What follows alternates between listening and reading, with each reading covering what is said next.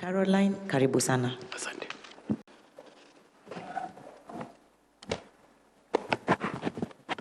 Good afternoon, Judge. Good afternoon, Commissioner. My name is Charity Kisoto. You are most welcome. Thank you. Good afternoon, my lord. Good afternoon. Omwanzo Mbati, karibu. Asante. Good afternoon, Judge. Good afternoon, Judge. I'm Joaquin Dongo, representative of the Supreme Court. Thank you, Judge. Good afternoon, Judge. Anthony Mrima, most welcome, Judge. Thank you, Judge. Assalamu alaikum, Honorable Judge. Alaikum salam, Commissioner. Fatuma Sichale, your representative at the Commission. Karibu sana. Thank you. Good afternoon, Judge. Good afternoon, Commissioner. Thank you. Dorcas Odor, Senior Counsel and Attorney General. Good afternoon and welcome, Judge. Thank you, Honorable AG. Good afternoon, Judge. Winfrida Mukaya, Secretary. I wish you well. Thank you.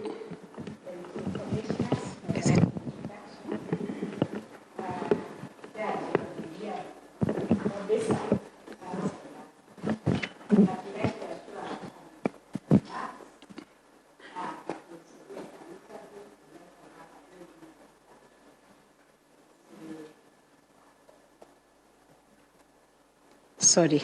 Yes, just relax and feel comfortable. If I may say, feel at home also, because this was your home for 10 years.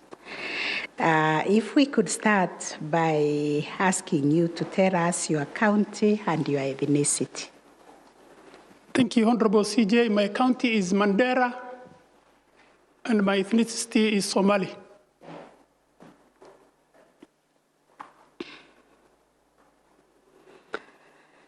Very well. You know why we ask this very intrusive question? Yes, Honorable CJ, yes. Yes, why? Kenyans would like to know why. It's because of diversity. Okay, diversity and inclusion and regional balance, which are constitutional imperatives. Very well. Now we'll start. And I want you to tell us who is Justice Warsame, and why do you think you fit this job of a Supreme Court judge? When giving us that introduction, we want you to tell us what particular experience you're bringing to this court, skills, knowledge, and we want you to locate that to the jurisdictions that are given to the Supreme Court by the Constitution.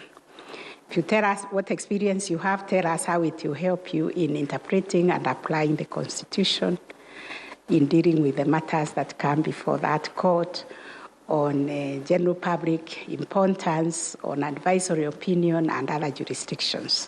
We want you to relate your experience to the work that is going to face you if you are successful as a judge of the Supreme Court. Thank you, Honorable CJ. My name is, as I stated in my documents, Mohamed Warsame. I'm a judge of appeal. Currently, I'm stationed in Nairobi from 1st of April. What do I bring? I bring over 32 years of legal experience, which I acquired through advocacy, through the judiciary, as a judge of appeal, and as a court of appeal judge. What are the distinct things which I bring, which will help the Supreme Court? CJ, I bring 5 things on the table. The first thing which I bring is jurisprudential leadership. I have been in the judiciary for over 22 years. I have been a jurisprudential leader as a high court judge and as a court of appeal judge. My jurisprudence has gone all over the country, has gone all over the Commonwealth countries, and one of the key requirements of the Supreme Court is the jurisprudential leadership in terms of the judiciary and in terms of the country. It is the Supreme Court that leads the country in the right direction. So what I bring is that jurisprudential leadership to help the court, because I have dealt with all spheres of the law, both criminal, civil, judicial review. I am the first presiding judge of the Judicial Review Division under the current constitution. So I was the first person to interact with the current constitution.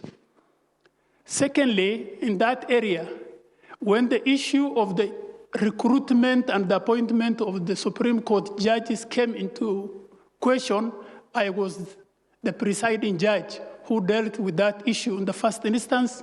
Secondly, I was appointed to be the presiding judge in a 3-judge bench, which made that landmark decision. Secondly, CJ, what I bring also is institutional leadership. Institutional leadership in terms that I have been a leader in the High Court, in the Court of Appeal, and also a commissioner for 10 years. Leadership of the judiciary is anchored, or is the home of the leadership of the judiciary is the Supreme Court. The Chief Justice is the leader of the judiciary, both administrative and judicial. Secondly, the Supreme Court is also the leader of the judiciary in terms of the leadership, because all the judges of the Supreme Court are members of the judiciary leadership. So what do I bring? I bring the inside-outside perspective of the judiciary, and that will help the court navigate its leadership position as an institution. What that means, I have been a commissioner for 10 years, chairman of the HR for 7 years. I have interacted with the members of the public. I have gone around the country. I know what the Wanjiku needs. What are they expecting from the court? What are they expecting from the judiciary? In essence, what are they expecting from the Supreme Court? They want direction. They want leadership in terms of the resolution of their matters. Therefore, I bring both inside perspective and outside perspective. I know what the Wanjiku needs in terms of how they want the court to lead their affairs. So I bring that on board. The third issue, which is fundamental and which I bring an impeccable record of integrity, which is the hallmark of the leadership of the judiciary and the Supreme Court. We need a court where its record is impeccable in terms of integrity. So I bring that on record, and my record in terms of my integrity is very clear. I have never, in my life as a judge for over 22 years, come into a question where my actions were questioned in terms of my integrity. Therefore, that is a quality which I will bring to the Supreme Court in terms of case resolution. I want, if the issue of corruption is eliminated in the judiciary, that will promote the image and the confidence of Kenyan people in the judiciary. That is one of the pillars, because the Supreme Court sits at the apex. If that issue is led from the Supreme Court, I think the issue of corruption or integrity in terms of this country's expectation will no longer be there. So in order to bring confidence and enhance the confidence of the judiciary and the image of the judiciary, I bring integrity on the table. The fourth issue which I bring is productivity. CJ, I have worked in Kisumu, I have worked in Embu, I have worked in the Milimani Commercial Court, I have worked in the Criminal Division, and I have worked even in the Land Division, and as a JR presiding judge, who was also in charge of the constitutional revision. And one issue which the people of this country want is productivity. They want prompt and efficient resolution of their cases. And that is one issue which I've always put first and foremost in the discharge of my duties as a judge. CJ, I have been, for the last 2 years, I have been the presiding judge of Nakuru. And when I went there, I said, this is how we will work for the people of this country and the people of Nakuru and Eldoret. As a presiding judge of Nakuru, CJ, I was in charge of almost 14 counties. In those 14 counties, there are various disputes. So when I went there, I said to the judges who are working with me, if it is a single judge, we must deliver the ruling on the same day. If it is 5.2b application, we must deliver it within 14 days. And the judgment, we must deliver it in 2 months. We have never failed. For the period of 2 years, I have been there. So that is a pillar. I want to take it to the Supreme Court, such that if that is cascaded to the Court of Appeal, to the High Court, and to the magistracy, we will all be great ambassadors for the people of this country and will improve the image and the confidence of the judiciary. Mm-hmm. The point is, if the issue of productivity is solved, we will be all good ambassadors of the Chief Justice. Mm-hmm. So that is an item which I bring. Lastly, and this is also very fundamental, the Supreme Court is a court that addresses the needs of all Kenyans from all parts of this country. There is a lot of burden and responsibility on the shoulders of the Supreme Court. So what do I bring? I bring diversity. I bring the other eye, the other ear, that can listen to the minorities, marginalized communities, wherever they are. And I will bring the perspective of the minorities and the marginalized community and the diversity. And that is one issue which is so fundamental in the discharge of the duties of the Supreme Court. And as a judiciary, if the issue of diversity is resolved, then the image of the judiciary will also be resolved completely. So CJ, with those 5 issues, if given the opportunity. Six. Yes, six pillars. Yeah. I will serve with humility. I will serve with distinction and dedication. Very well. So we are moving on now to another area. So we want you to tell this commission your understanding of the Supreme Court. I believe you have read and prepared for this, but we just want to hear from you. What do you think are the strategic priorities of the Supreme Court, and how can it position itself, like you have said, as a court of excellence? Thank you, Honorable CJ. The Supreme Court, in my view, is not an ordinary court. The Supreme Court is a special court. It's a special court because that is where the Chief Justice sits as the President of the Supreme Court, and also as the administrative leader of the judiciary. What do people expect from the judiciary, from the Supreme Court, and how can it be a court of excellence? People expect a reasoned, consistent jurisprudential direction from the Supreme Court. And in that regard, the jurisprudence of the Supreme Court must speak to the people of Kenya. It is not the elegance of how the judgment of the Supreme Court is written. It is not whether it is giving commands or otherwise. What is important to the court is whether it is carrying the people of this country on board. And that can only be achieved if we listen to the people of this country through consultation, through cooperation, and hear the feedback from these people. Secondly, the court also must sit with the Court of Appeal judges, with the High Court judges, and with even magistrates, and find out what are people thinking about this court, because this is our court. And this court has been there for the last 13 or 14 years.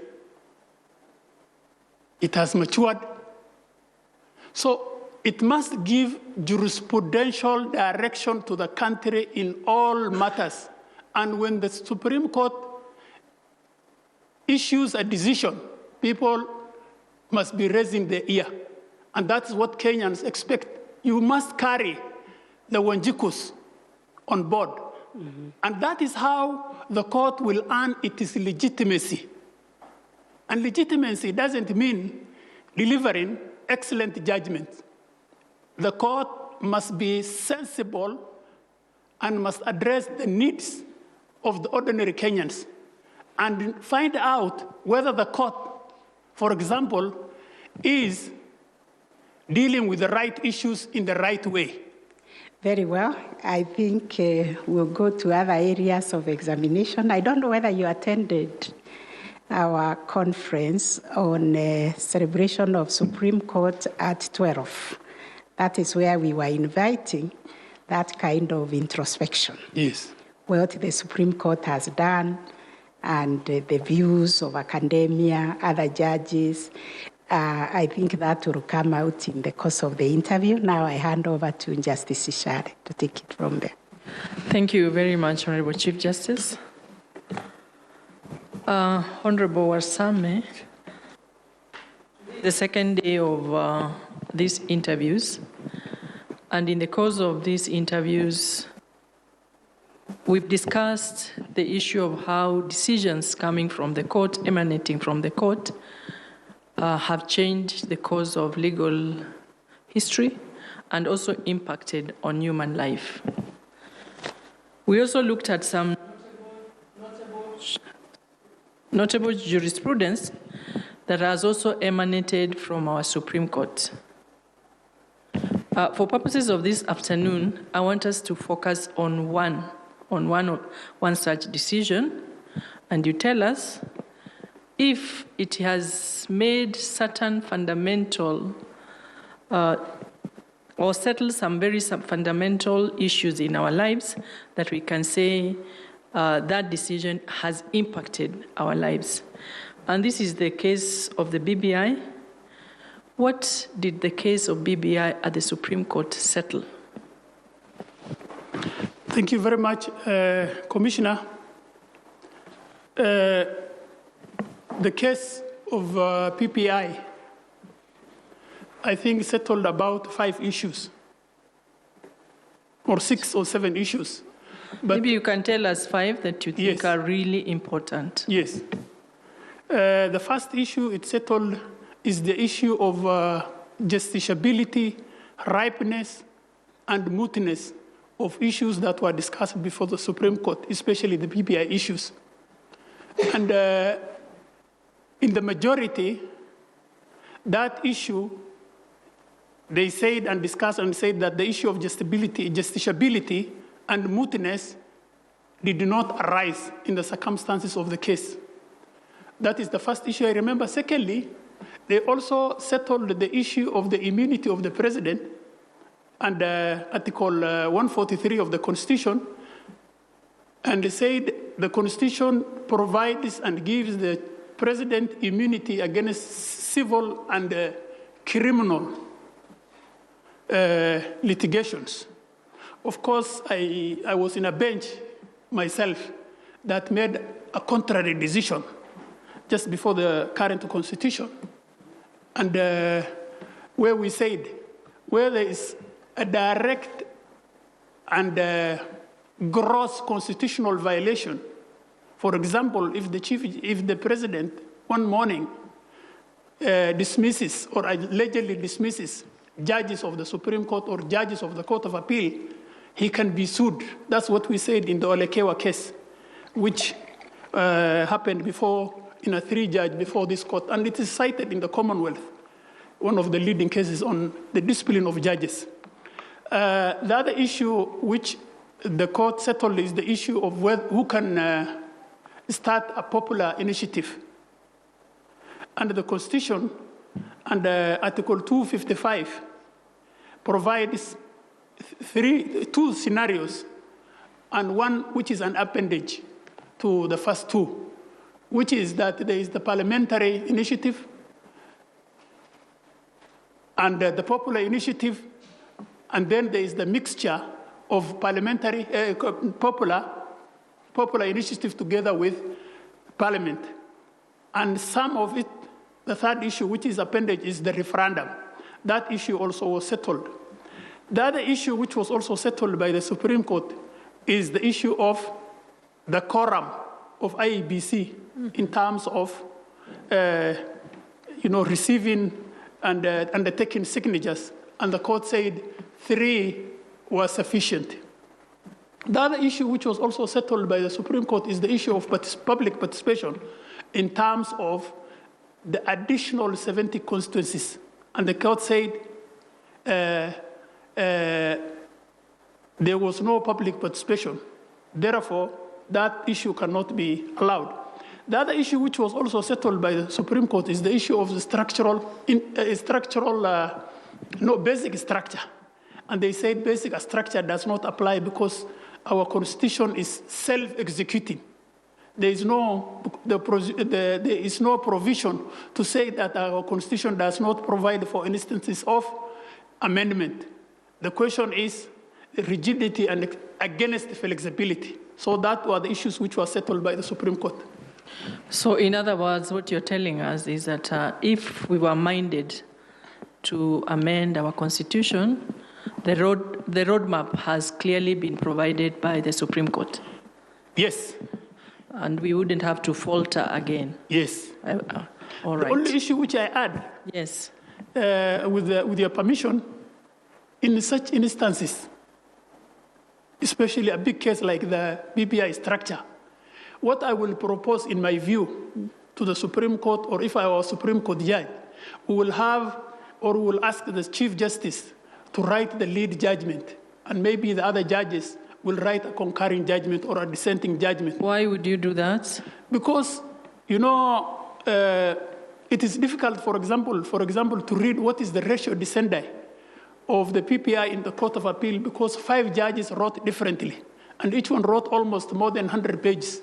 And in the Supreme Court also similarly like that. So in a very contentious matter like that, for public to understand, because the judgment is not meant only for the lawyers, it's also meant for the members of the public. We should have at least one majority decision, one lead judgment, and then the other judges can either concur or dissent, in my view, for purposes of consistency and for easy location of the ratio descendi of the case. Judge, does that just apply to the BBI case, or are you saying you're making this recommendation in respect of all other cases as well? I'm making that in respect of all contentious matters. All contentious matters. All right. Yes. Thank you. Now, let's move to another area. Again, something that we may have alluded to this morning. The doctrine of necessity. When, if at all, did the Supreme Court invoke this doctrine of necessity? And I want to believe that you understand what that means. Yeah, thank you very much, Commissioner. That is a very difficult area, in my view, of the jurisprudence coming out from the Supreme Court. The jurisdiction on necessity, or the doctrine of necessity, is against the right to fair hearing or the right to recusal by judges. Those are 3 present and coexisting principles. The Supreme Court was called upon to decide on this matter in its early stages in the Rai matter. When it was called to disqualify itself, the court laid very elaborate guidelines in terms of when the court can and should apply the principle of necessity. And the court said, because of the constitutional responsibility of the court, and because of the number, and because of the issues involved, and the efficient administration of justice, the court will not easily disqualify itself or recuse from matters. Again, that is also the position that was taken in the matter of Cholet, where judges who have served or who are members of JSC were allegedly asked to disqualify themselves. And the court also returned back to the issue of Rai and said, the fact that some of the judges, and it's a constitutional duty of the judges to serve in JSC, they should not disqualify themselves because of that administrative responsibility. That is one line which the court has taken. Then there are two contrary decisions to Rai and Cholet. One is the issue of Dari, where the court departed from the issue of it set in Rai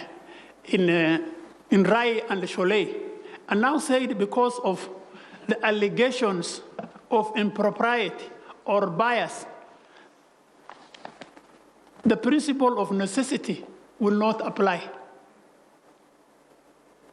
And then there's also another case, I can't remember, which also addressed the issue of necessity, and which also went, by the way, I think, I can't remember, but also the judges refused to disqualify them. Yes, this is the case of Rawal, the retirement age case, which paralyzed the court in terms of the fact that 4 of the judges disqualified themselves from the hearing of the matter. And the judges disqualified themselves because some of them were members of the commission, and some of them were affected by the retirement age.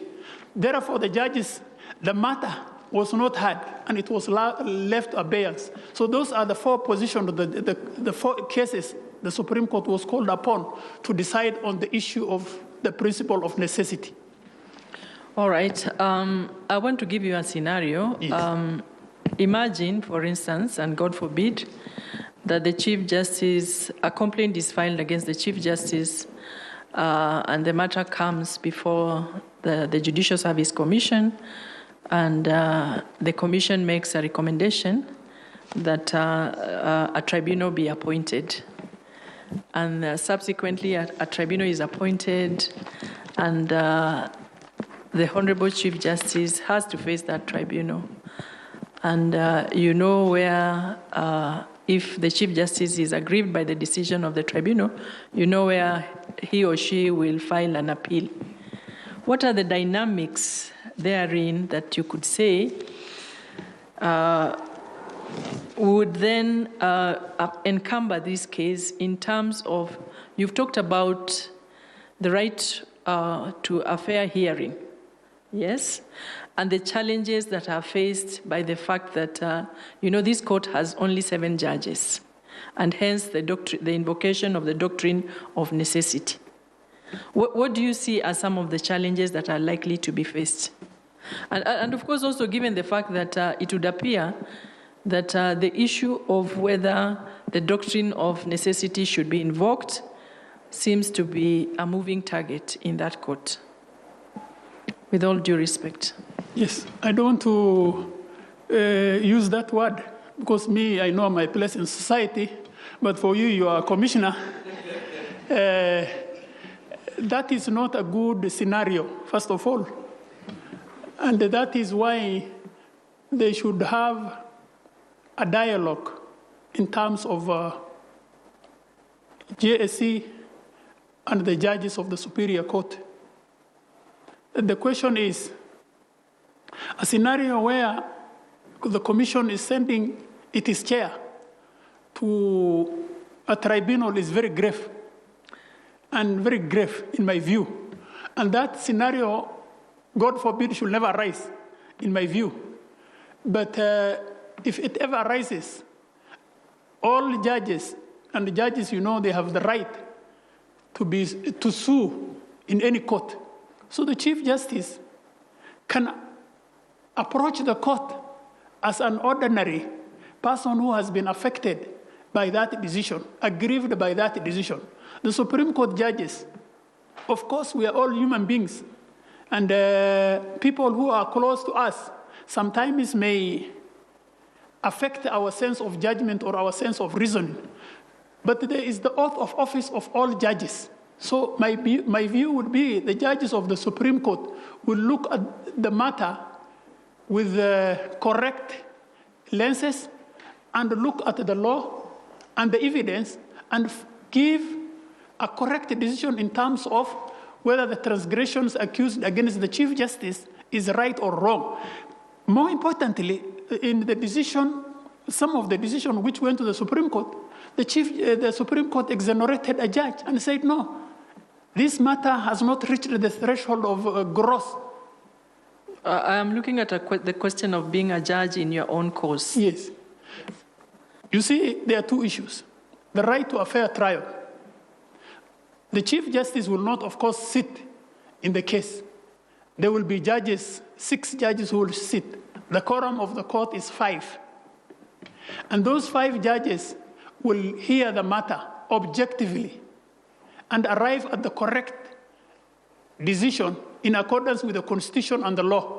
That's my view. So if 6 judges were to sit as opposed to 5, yes, and there is a tie, what happens? If there is a tie, yes, the Chief Justice will be back. All right. Right. Finally, from me, you've spoken very, very strongly about corruption, and you've told us about your integrity. And of course, there are concerns about the judiciary and the issue or issues relating to corruption. Indeed, there was a very recent report that painted the judiciary, particularly the magistrates, in very bad light in terms of corruption.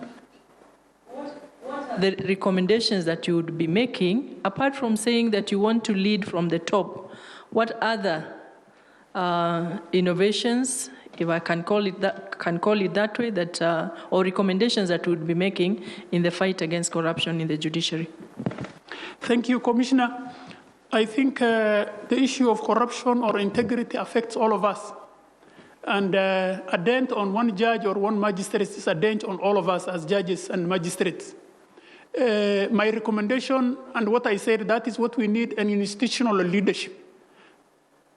That is, we need to have a connection between JSC, the Supreme Court, and the judiciary leadership.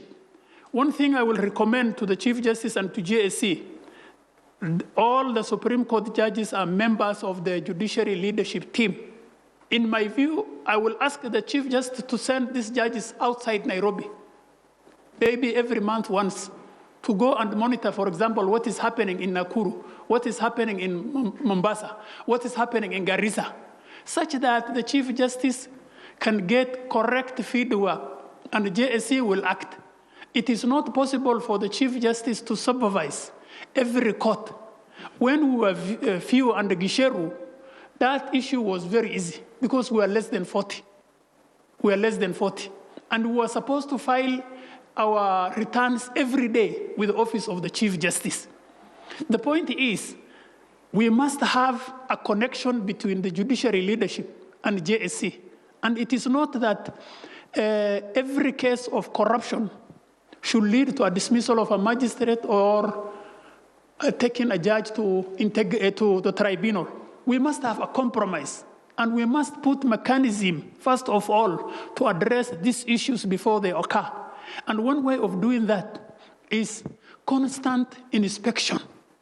Find out, for example, where the courts are starting at 9 in Nakuru. Why? Because I have seen that report says 59% of Kenyans who went to court were asked of a bribe. Is that the image which we want to portray?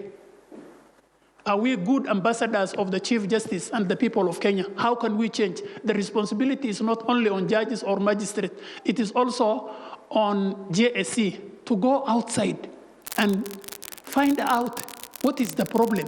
Why are people involved in this kind of issues? Thank you. Thank you, Judge. That's all, Honorable Chief Justice. Commissioner Mwansa. Well, thank you, Chief Justice. Judge, and you can correct me if I'm wrong, Islamic law stipulates that as a general principle that non-Muslims are not permitted to inherit the estate of a Muslim. Now, this principle was affirmed as long ago as 24th of May 2002 by the Court of Appeal, which was then the Apex Court, in the matter of the estate of Ishmael Juma Chelanga. And recently, the Supreme Court established another principle in the case of FAA versus RFM, that children born out of wedlock are entitled to inherit from their deceased Muslim fathers' intestate estate. Now, my question is, to what extent has the decision of the court, that is the Supreme Court, created any conflict, whether real or apparent, between Islamic inheritance law and the constitutional principle of equality? Then secondly, now explain how the principle recently established by the court, that is the Supreme Court, concerning inheritance of children born out of wedlock is to be applied by the Qadhi's courts and other superior courts, considering one, that Islamic law does not constitute a single uniform code of law, and two, that Islamic law is dynamic and adapts to evolving social, political, cultural, and economic conditions. Thank you, Commissioner. The issues which you have raised are controversial, but simple and straightforward, in my view. Yes. Controversial because the way it was put to the public and the way the case was handled makes the matter very controversial. And that's why I said from the start, there is need for the Supreme Court to organically carry every citizen of this country in its decision-making, contextually and textually. And that can only be done if the court hears everybody. And it is not possible for the court to hear everybody. What is this principle? Because the biggest misunderstanding which has been created is that Islamic Sharia, properly understood and interpreted, is pluralistic. There are different perspectives. As you know, Commissioner, this matter started before the High Court, and the judge proceeded under the Succession Act initially, but he applied Islamic law. There were 4 issues which were in contestation before the judge. There was the issue of FAA and the issue of the 2 girls, the 2 ladies who were sisters, the Mawasis, and the issue of the last lady, those 4. First of all, Islamic law, properly understood and interpreted, has basic principles in terms of inheritance. Islamic law of inheritance is principally just benefit, fairness, and justice in terms of its interpretation. And it says, anybody who departs from those principles of fairness, justice, it is not part of the religion. What am I saying? If this matter, look, my biggest concern I will say, first of all, the first thing is the Supreme Court arrived at a jurisprudentially correct decision. But it has damaged parties who were in that court, in that decision, and the larger Muslim community. And there was a way out under the Islamic Sharia if an opportunity was given to the Qadi. It is not in the place of a party who is seeking inheritance under the Islamic law to question another party. For example, FAA could not question whether the children of the other two mothers were born in this way or not born in this way. It's not her place. Islamic law says, if these children were born, how do you resolve these issues? Islamic law on Sharia is based on two things, inheritance. It is based on marriage and blood relationship, what they call consanguinity. There is nobody who has contested during the lifetime of the deceased that these children were not his. So the question of whether they were this way or that way, because I don't like the usage of that name, because that is a dent that will follow those children to the rest of their life. If that matter was given to the Qadis, that issue would not have arisen, and they will have come to the same conclusion. The point I'm making is the courts should give an opportunity to the Qadis court within the sanctioned constitutional boundaries of fairness and in compliance with Article 24(4), that there should be no injustice to the children or to anybody who is entitled to inherit from the estate of the deceased person. My view is the methodology was wrong from the High Court, because if you see the judgment of the judge of the High Court, he ordered for a DNA, which was not applied by any of the parties. The parties were questioning their status. One was questioning, this one is not married. This one was married. Even the appellant, her status in the inheritance was questioned by the other parties, and there was evidence which the judge discounted, rightly or wrongly, I don't know, that she should not inherit. So the question I'm putting is, don't constitutionalize Islamic Sharia, but allow the constitutionalization of Islamic Sharia to function within the parameters of the four corners of the laws on inheritance. That is, they must observe equality, they must observe fairness, and they must not, the decision must not go outside or in violation of the right of the children and the right of the parties who are entitled to inheritance. My view, therefore, is the court reached at the correct decision jurisprudentially, but the methodology was wrong. Islamic law is not an ordinary set of rules or set of cultural rules.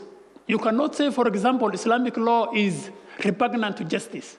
The culture of, for example, a Muslim who is a Somali or a Kikuyu can be said, his culture, not Islamic Sharia, is repugnant to justice. Because Islamic Sharia provides for all scenarios. And it says any interpretation that results in operation or harm or injury to the parties before court is not part of the religion. Okay. So just to conclude that discussion on that area. Yes. There is a Court of Appeal decision, Judge, in Otieno, Ogo, and another, I don't know whether you are aware of it, that permitted the derogation from the right of equality and freedom from discrimination on issues of adoption, marriage, divorce, burial, and devolution of property upon the death or other matters of personal law. Now, that derogation was allowed for all communities in Kenya. Now, I want to ask two questions, and I think you've just dealt with it a little bit. Now, to what extent, if any, would Article 24(4) of the Constitution narrow down the possibility of derogation from the right of equality and freedom from discrimination with respect to Muslims? Then number 2, what are the conditions to be fulfilled before a person can invoke Islamic law to derogate from or limit the right of equality and freedom from discrimination? Let me start the last one. Yes. Which is easy. Yes. And this is my position, and this is the correct position. Yes. As has rightly been pointed out by the Supreme Court in that case of Faraj, the Supreme Court, the Constitution is a supreme law of this country. All religions, including Muslim religion, is subject to the tenets and the provision of the Constitution. If any belief or action or issue is in violation or infringement of the Constitution, to the extent under Article 24(4), then it is void. You cannot say, because I am so and so, I want to opt out of the constitutional provisions in terms of equality, in my view. Okay. Now, I want to go to another area, Judge, the area of elections, and because this is one of the areas that have been highly contested and largely resolved by the court. But there is a troubling case, the Martha Karua case, that proceeded and went all the way to Arusha, where she claimed that the way she was treated by the court was unfair, and then the court gave some sort of damage. That is the East African Court of Justice. However, before that, just to give context, this case was with respect to an election petition, which was filed, and there were many applications that were subsequent in the petition that led to the time that was set by the Constitution to run out. But the time was run out by the court, not by the litigant. So that then we have competing principles of law, of one, that an election ought to be determined, and that has been settled also by the Supreme Court within a certain period of time.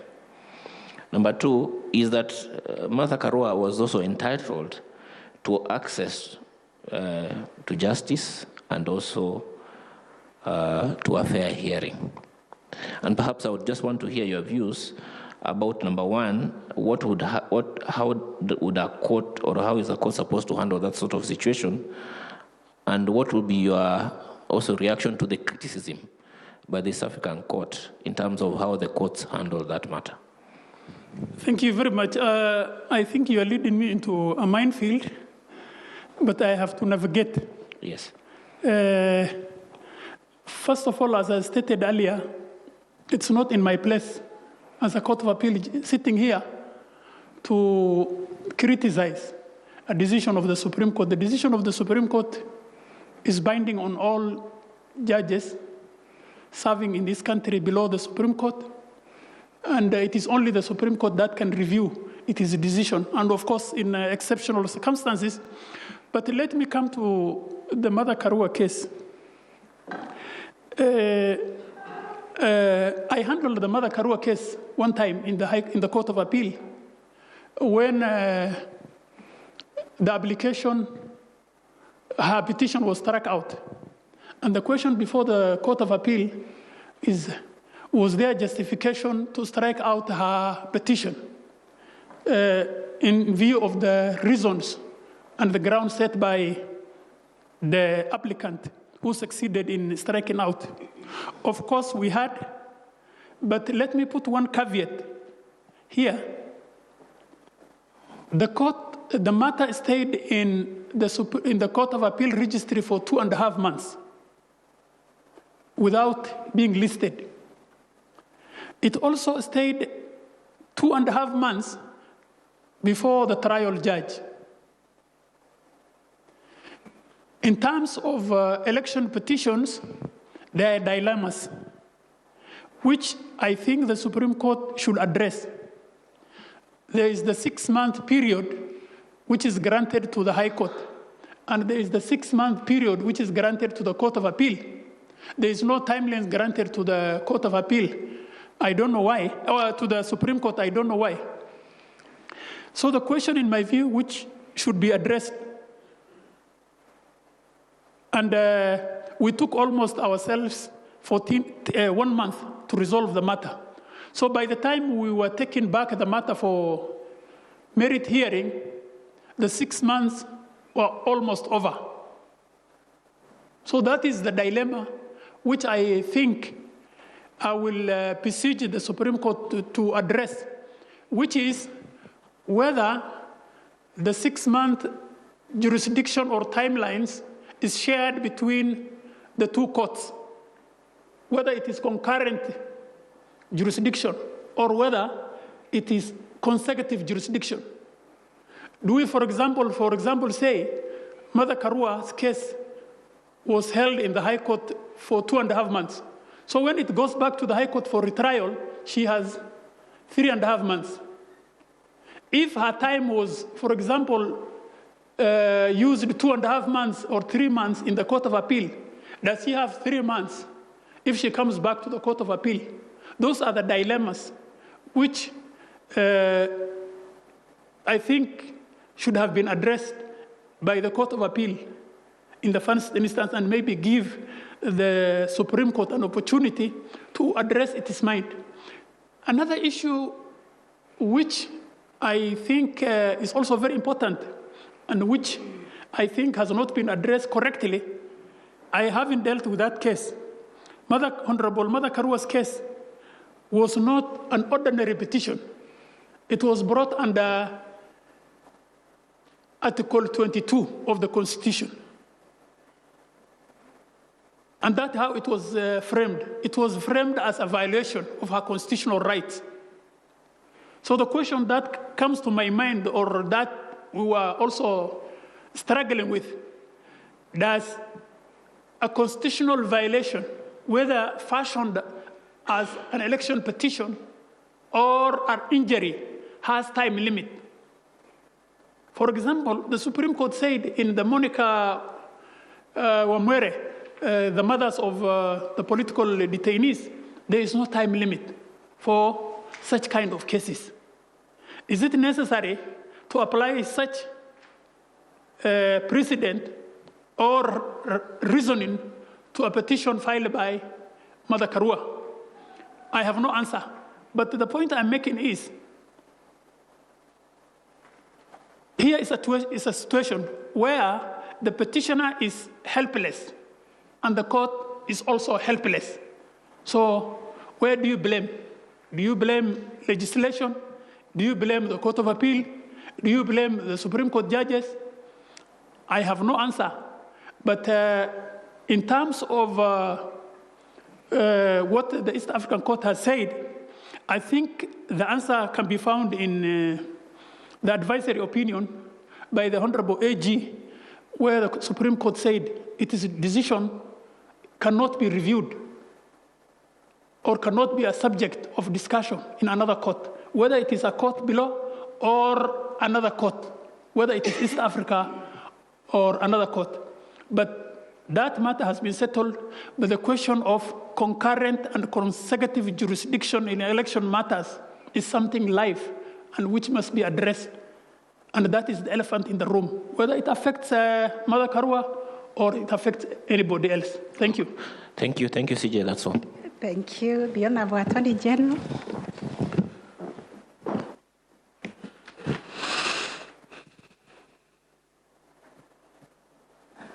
Good afternoon, Judge. Good afternoon, Honorable AG. Yes.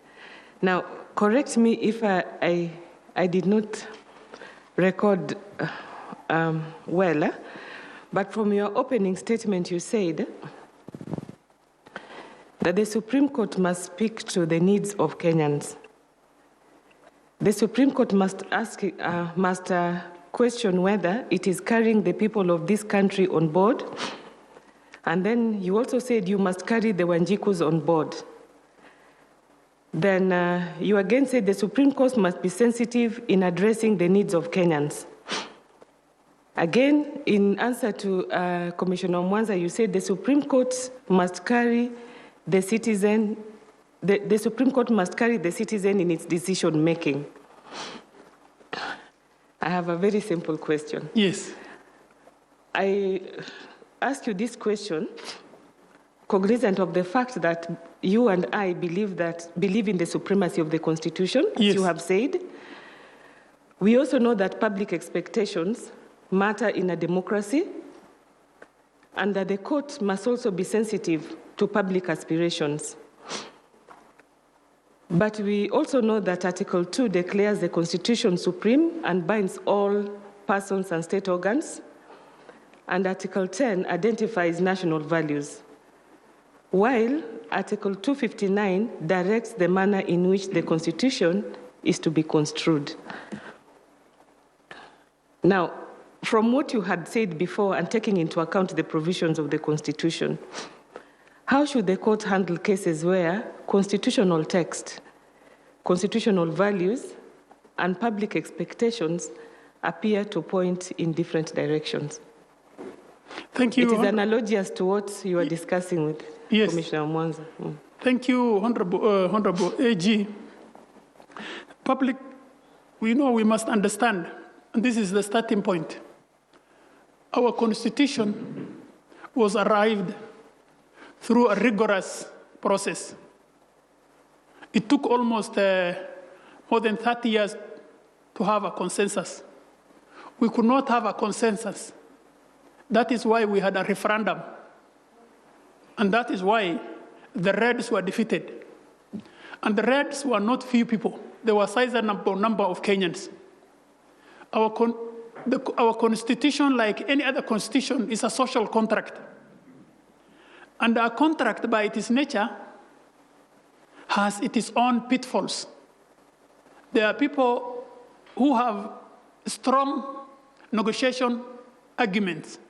So they may agree, or they may have their issues put in the Constitution or in the document, while others may have a weaker argument or position. So the Constitution is a compromise document. And as C.J. Mutunga said in one of his positions, it has inconsistencies, and it has grammar, and it has many other problems. But it is the starting point. I come to your question. The question is, how do we address?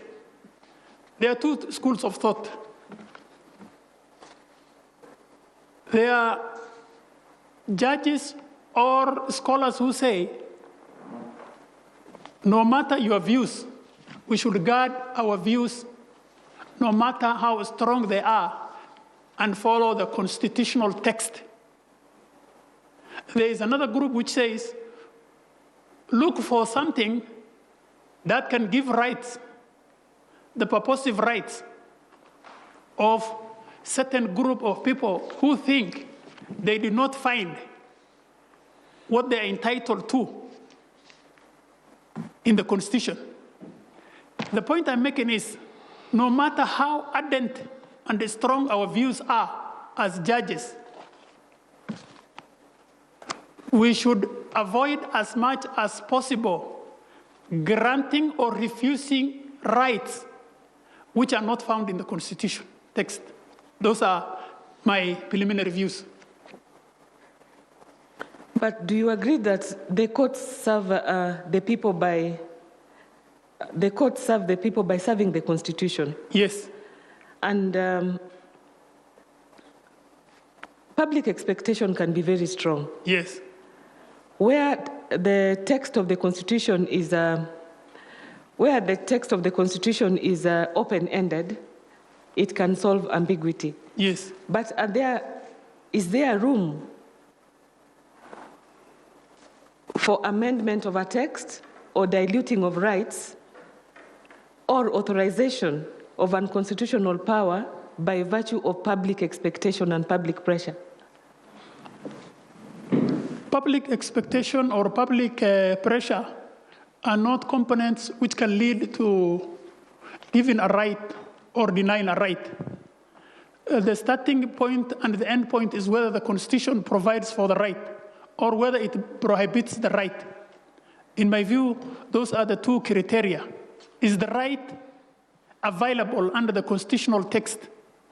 And then there is something which most judges look at, sometimes even when they are looking for expectation. They say, is it rooted in our history and tradition so that we can give it some kind of leeway in terms of whether it fits within the constitutional text. But it all depends with the interpretation you want to follow and how you want to regard the particular issue. But everything aside, you know, when you're discussing rights and how to interpret the Constitution, it cannot be in hypothesis. It has to be in terms of contextualize the issues. And it is only when a judge has the correct scenarios or the correct context, he will say, this one is available or this one is not available. I agree that when a constitution has got historical underpinnings, then yes, public opinion can help in resolving interpretation. Yes. But maybe I will leave this for another day because I'm now trying to reconcile your answer to me and your discussion with Mr. Mwanza about the room for Sharia law and Islamic religion. And I don't think I am, I reconcile the two, yeah? Maybe I did not put it as elegant but as we can do it later on, yeah? Yes. Yes. Now, may I just ask you one other question? What should amount to a matter of general public importance for purposes of Supreme Court certification? And I know we've asked this question, we've asked many candidates this question, but I would like to know whether commercial, tax, or procurement or employment disputes can qualify. Okay. A matter of general public importance has been defined, I think, consistently by the Supreme Court. In terms of the first case, Hermana's case, and they set down the guidelines. But whether it applies to procurement or commercial disputes, I have no answer. But my answer would be, going forward, I think, in my view, the Supreme Court should leave the issue of commercial disputes, contracts, and procurement issues to the Court of Appeal, such that it concentrates on issues of constitutional interpretation and application. Those are my view. Thank you, CJ. Thank you. Justice Murima. Thank you, Honorable Chief Justice and Judge. Once again, welcome. I will have a discussion with you, Judge, on two areas. And having served as the first presiding judge of Judicial Review Division, let's start with JR. Just to lay the basis for our discussion, just take us through the pre- and post-2010 constitutional legal regimes on JR, just briefly. Thank you, Judge. The JR pre-2010 was a common law prerogative orders, which only was concerned with the process, the issue of whether the process was right. And you could only issue certain orders in terms of whether the process is right, the issue of Wednesbury, reasonableness on illegality, and process priority. Those were the guiding principles, and the court could only issue prohibition, mandamus, and the certiorari in the correct circumstances. So it was very restrictive in terms of the fact that under Order 53, there were certain requirements before you could file or succeed. The issue of leave and the issue of the decision must be within 6 months. Those were the positioned before the 2010 Constitution. Yes, and post? And then post, there are 3 issues which happened post. The constitutionalization of JR in terms of Article 23(3), in terms of the enactment of the Fair Administrative Act, and in terms of Article 47, which provided for Fair Administrative Act, the Constitution. And the last issue is also what I will call commercialization of JR through the CJ's commerce rules, I think of 2024.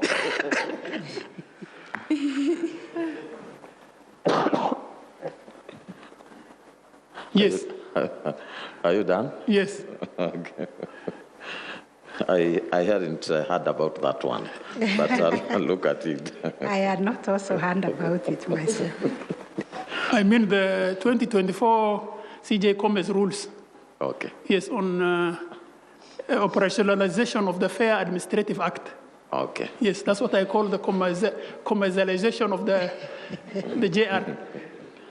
Okay. Now with that background, which is correct, I want us to have a look at 2 issues. The issue of the pleadings.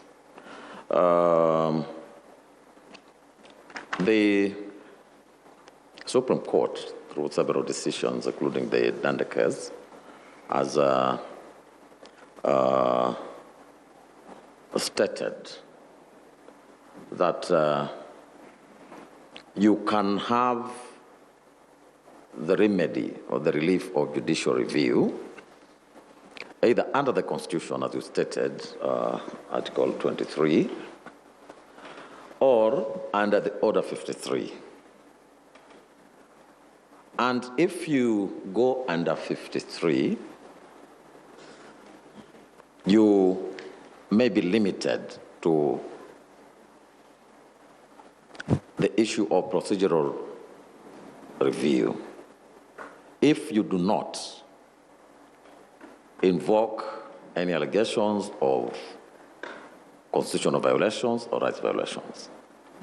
But if you go post that and invoke constitutional provisions, the violations of the Constitution and the rights, then you may be, even under Order 53, you may be entitled to a merit review in that matter. That places JR under Order 53, same as JR under Article 23. But how different will be a pleading under Order 53 be from a constitutional petition in Article 23? Thank you very much, Judge.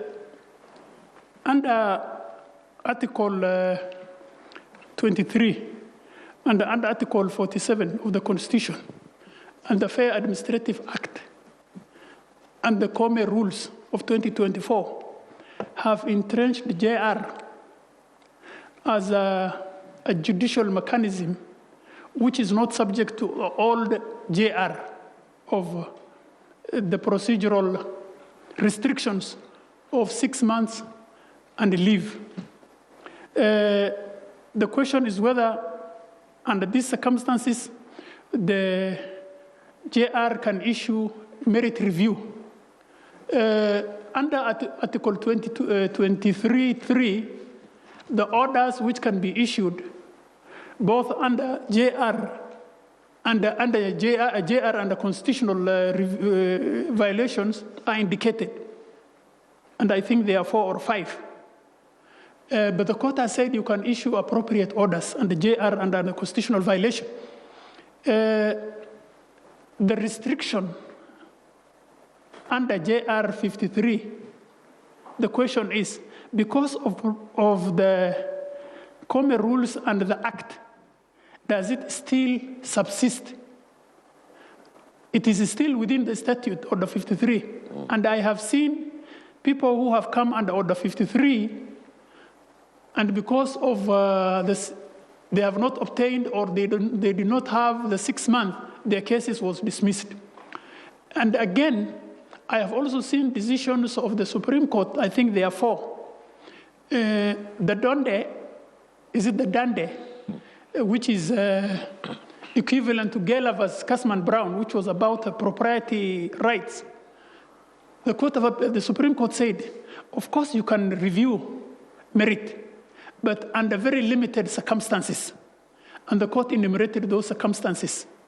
But nonetheless, for example, in the case of Praxidis Namoni against JDC, the company secretary was saying, I did not participate in the tender. But nonetheless, the court said, no. These are issues of merit. Go back. Again, also in the case of Professor Tom Ojienda against the anti-corruption, the court also determined what is administrative and said arrest, search, and surrender of documents does not fall within the purview of an administrative action. So, Judge, just for clarity, am I understanding you to say that when you take the route of Order 53, yes, regardless of what you plead, even if you plead all the rights and constitutional violation, as long as you do a pleading under Order 53, it must comply to the requirements of leave and the timelines? Yes. That still remains? Yes. And is that the case? Yes. Under constitutional petitions, under Article 23? Yes. But usually there is a dilemma. The dilemma is, under the Fair Administrative Act, and also under the Common Rules 2024, which are operationalized, the question that arises and which people are asking is whether Order 53 is still necessary. What's your view on that? Yes. My view is there is no problem in having Order 53 so long as people are able to comply with the procedural requirement. But I think the most expansive position is, because the court has said, there are instances where the court will only review the process. And there's instances where the court will review process and merit. So where do you want to come in? Okay, now, if you take the view that it may be appropriate for us to maintain both avenues, that is under Order 53 and Article 23, for purposes of treating parties equally, not to appear to be discriminatory to parties, do you think it's high time the Order 53 ought to be relooked into for purposes of removing the prerequisites of leave and timelines? I think that is a very good question, Judge. It is not the responsibility of parties, or let me say, it is not the responsibility of the court to say you should be treated equally. It is your responsibility because you have been given an opportunity to come either within the constitutional provisions. But if you opt under the JR, there is no responsibility on the court to say, because you have come under Order 44, you have been treated unequally against a person who had come under 23 and 47 under the Fair Administrative Actions Act. The opportunity is there. It is the parties to choice. If there is reason to get rid of Order 53, It is not for the judges. It is not for the commission. That is the work of the Honorable Attorney General. Okay, now let's have a look at the place of merit review in two instances. Merit review before the trial court, and the context here is a criminal trial before maybe a magistracy or any other court, versus either judicial review matter filed in a superior court or a constitutional petition challenging some aspects of that criminal case. So we want to have a look at the place of merit review before the trial court and merit review under JR, whether JR under 53 or under Article 23. And court is usually the challenge, is the extent of clarity of these reviews. How different is the merit review before the trial court from the merit review before the JR or constitutional court? Do you mean the the merit trial before the trial court? Exactly. How different are they? Because they are both merit reviews. How different are they? The merit review under JR or under constitutional review, yes, does not, for example, determine the culpability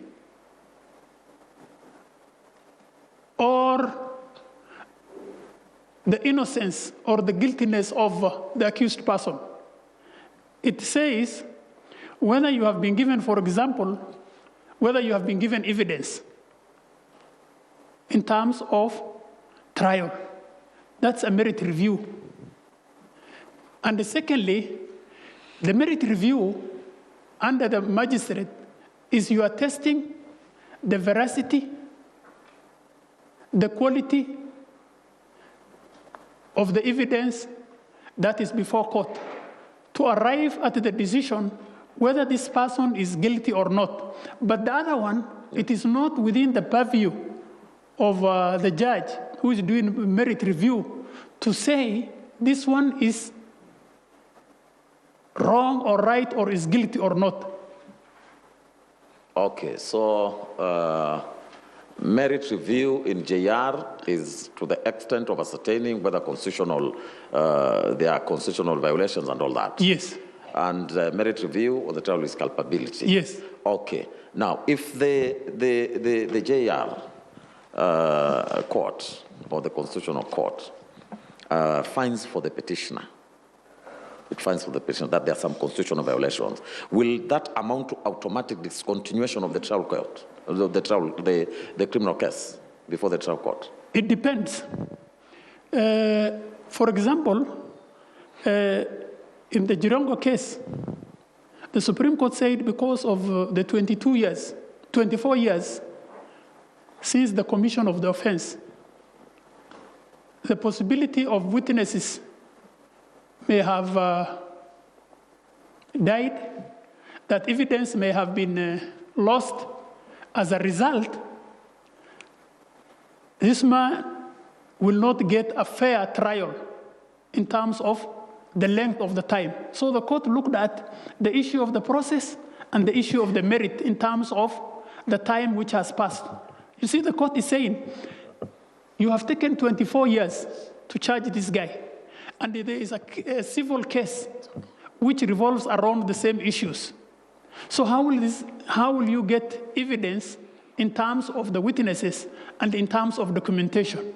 Therefore, the court quashed the criminal charges against Jirongo.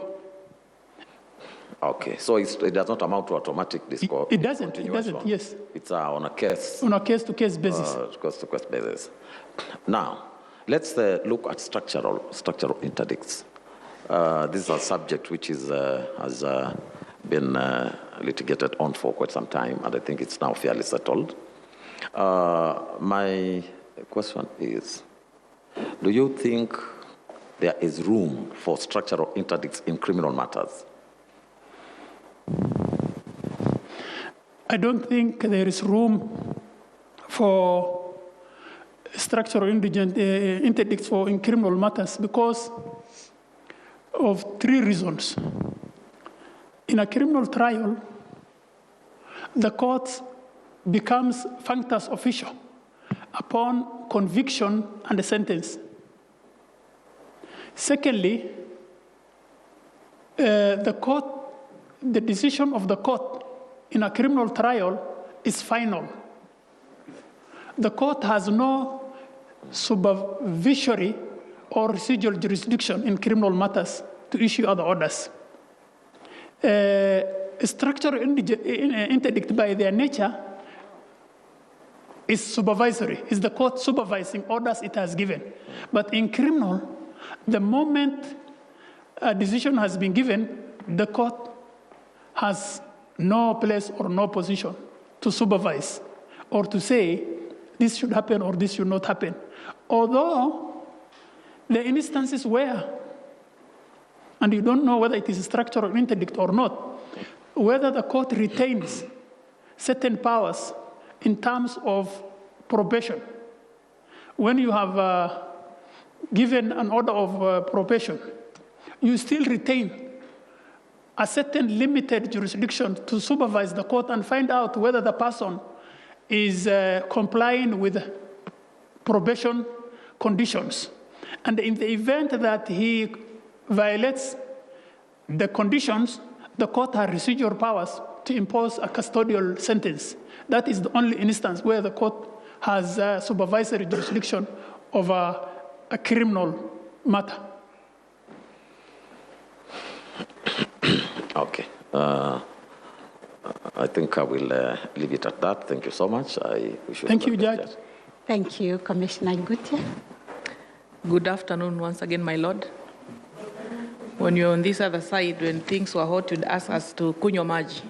It's your opportunity to take water.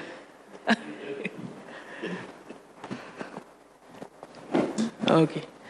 Judge, I've gone through your sample writings. You did share with us decisions that you've handled at the Court of Appeal on matters touching election petition, matrimonial property, criminal cases, and employment matter. I'm happy that in some of those sample writings, you did share your separate decisions.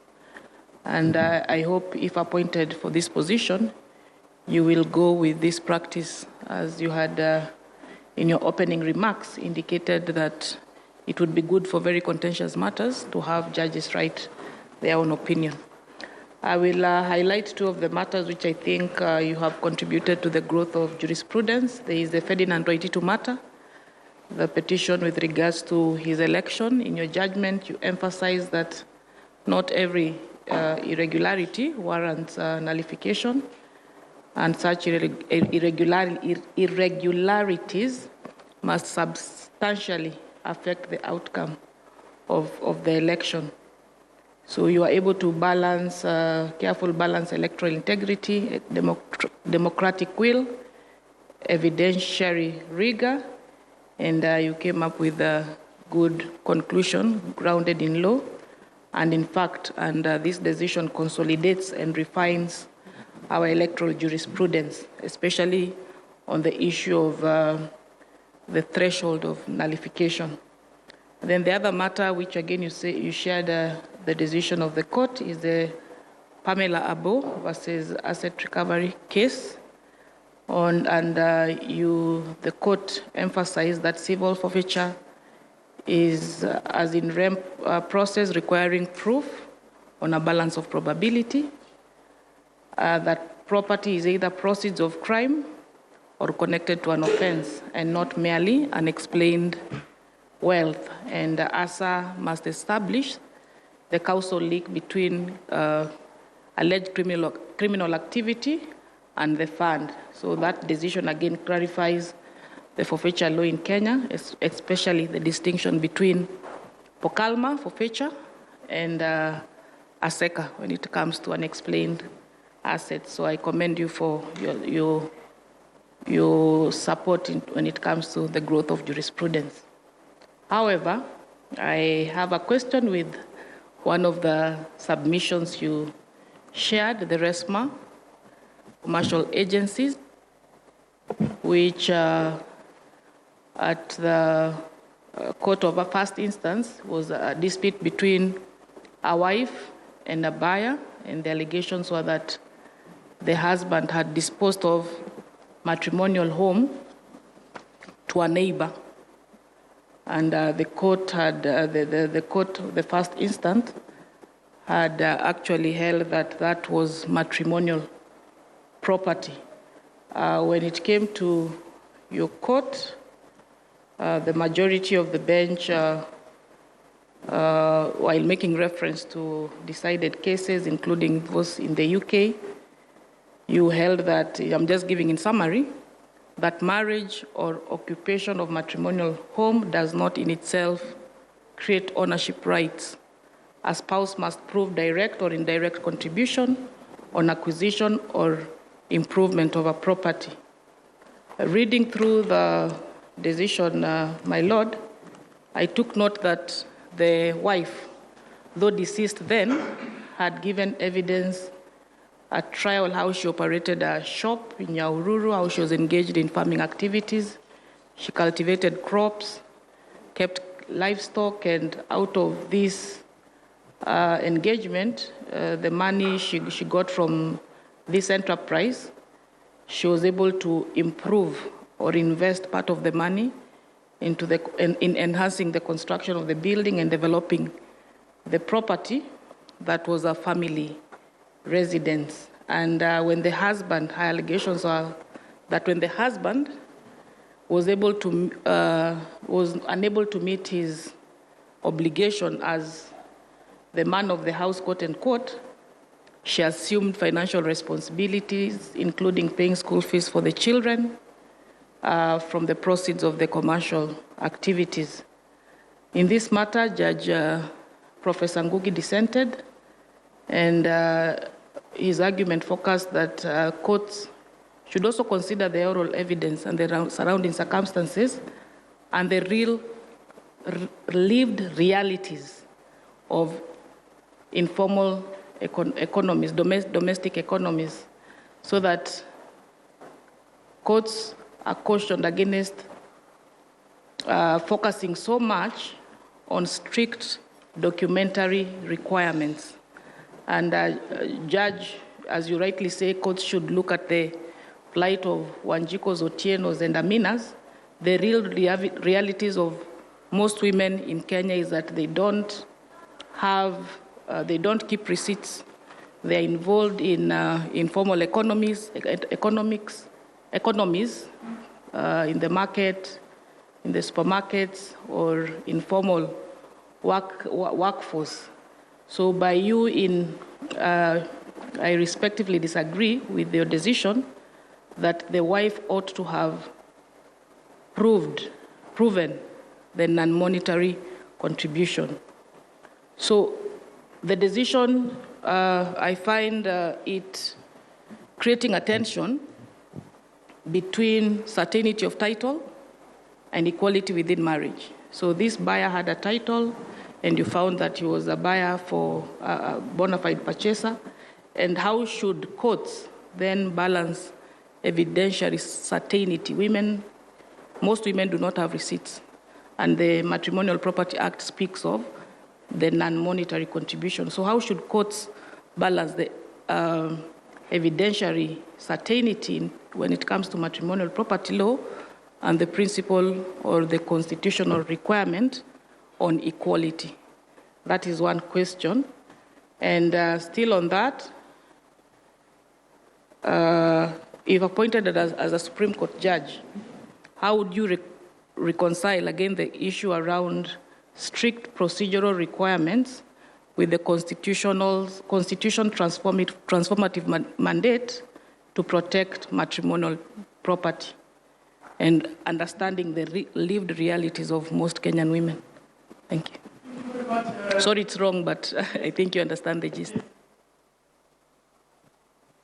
Thank you, Commissioner. I think that's an excellent question. I look at it from this perspective. In every decision it is the parties who know the truth. The judge is in the dark. Secondly, in my court and in my career, I have to do justice between the parties. And how do you arrive at justice is looking at the evidence critically and whether a case has been made in respect of a particular proposition. Here is the case was not about matrimonial dispute. It was under Section 17 of the Married Women Act of 1882.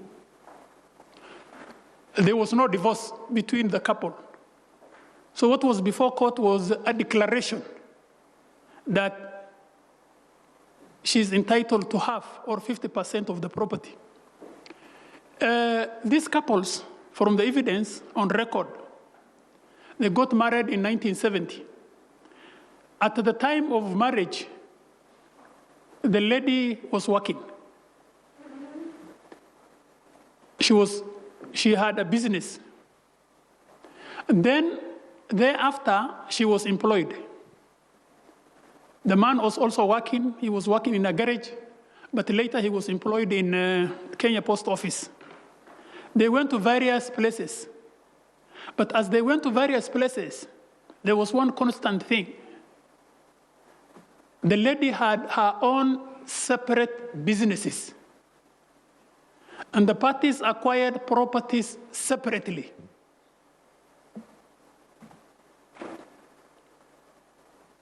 For example, in the Nyahururu house, or the Nyahururu property, which was 5 acres, that was their original matrimonial home, where they kept everything, the chickens, grow something.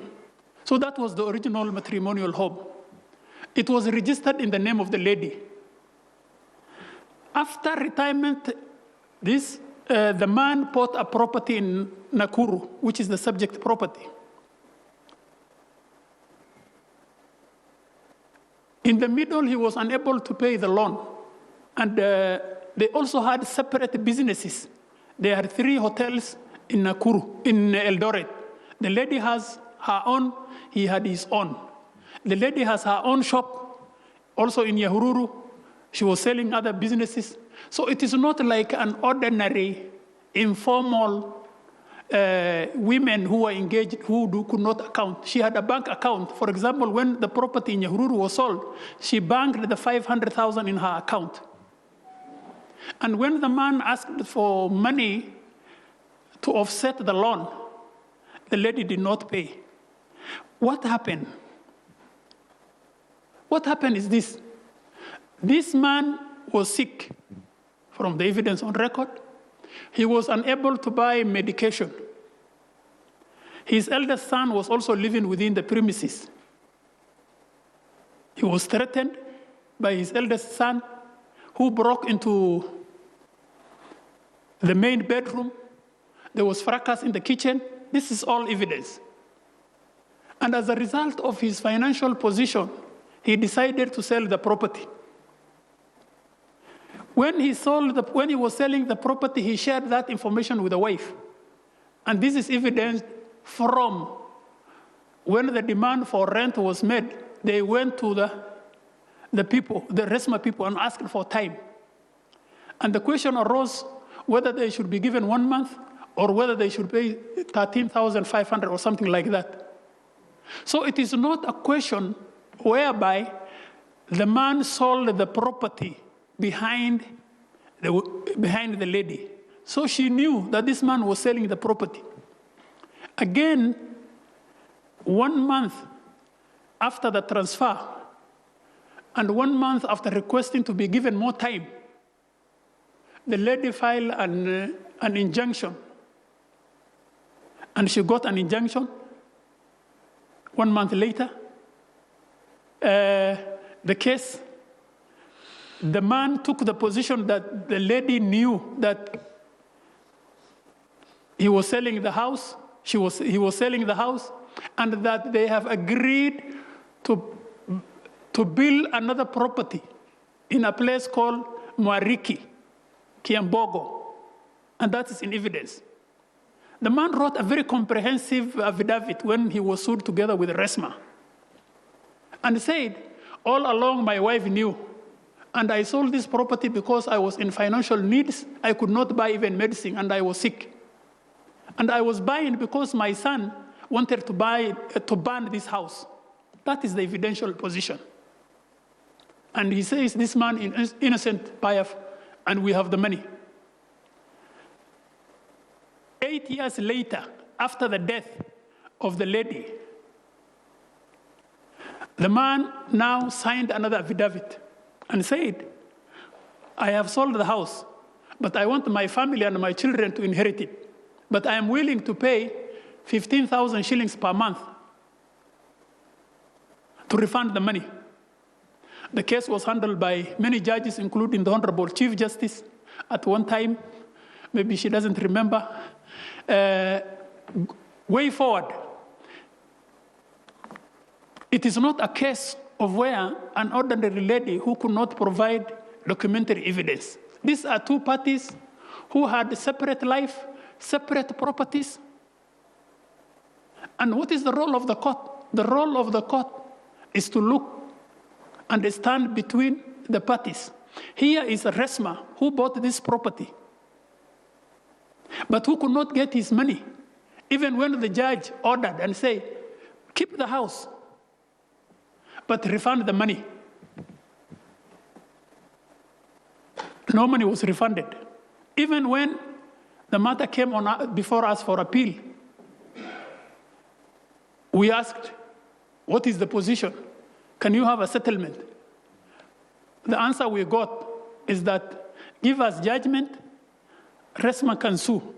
And when we ask, they sue who? They sue the person they want. So I fully understand the responsibility of a judge in terms of acquisition and distribution of matrimonial property. And I have dealt with many matters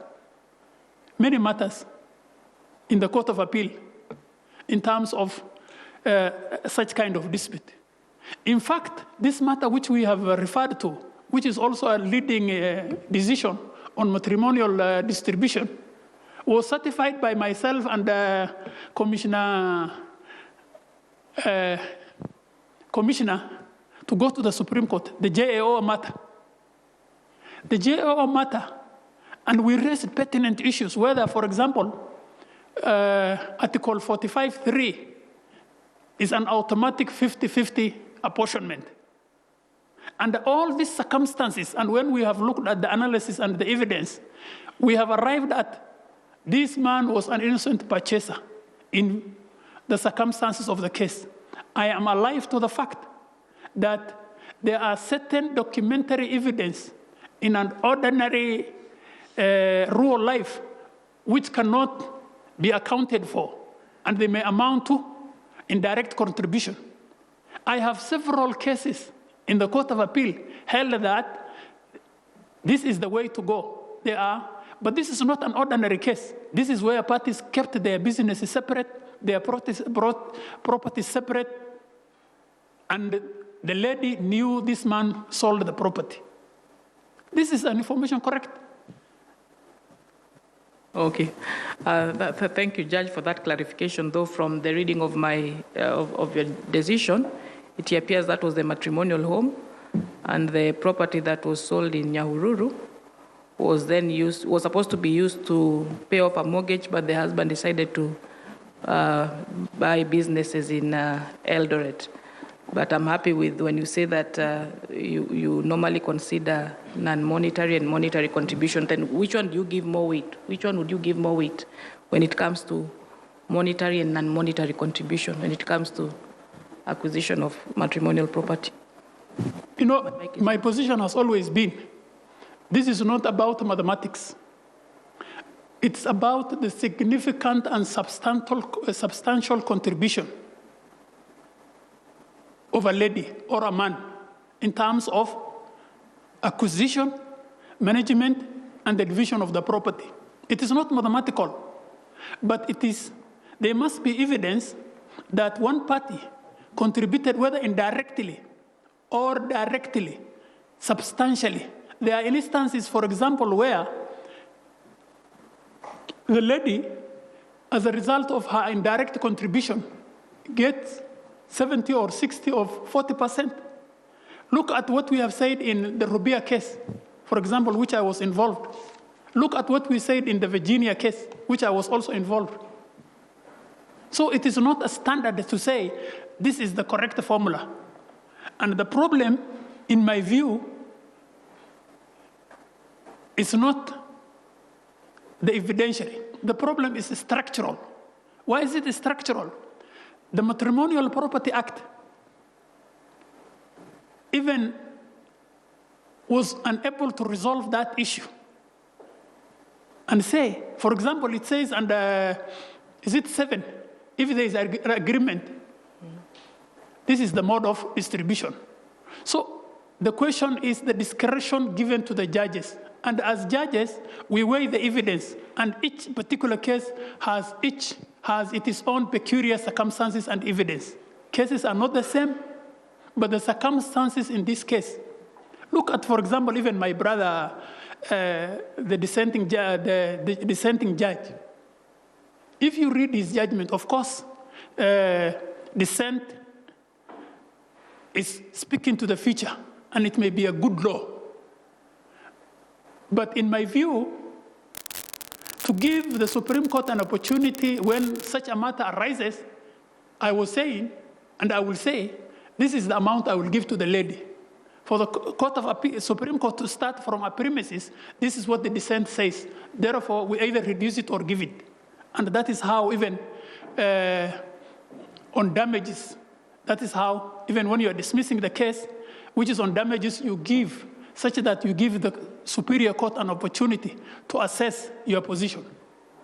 Okay, thank you, Judge. And I do commend the bench in the Elizabeth Wanjiru Jonjo Rubia, where you, as you rightly stated, where in a succession matter, which is silent, the law of succession is silent on whether you can address the issue of matrimonial property in a succession matter, and in your bench you are able to give a widow 50% of the property, despite the law being silent on matrimonial property. My second question is with regards to Muruatetu 2. And I will just highlight a few things that the Supreme Court has clarified.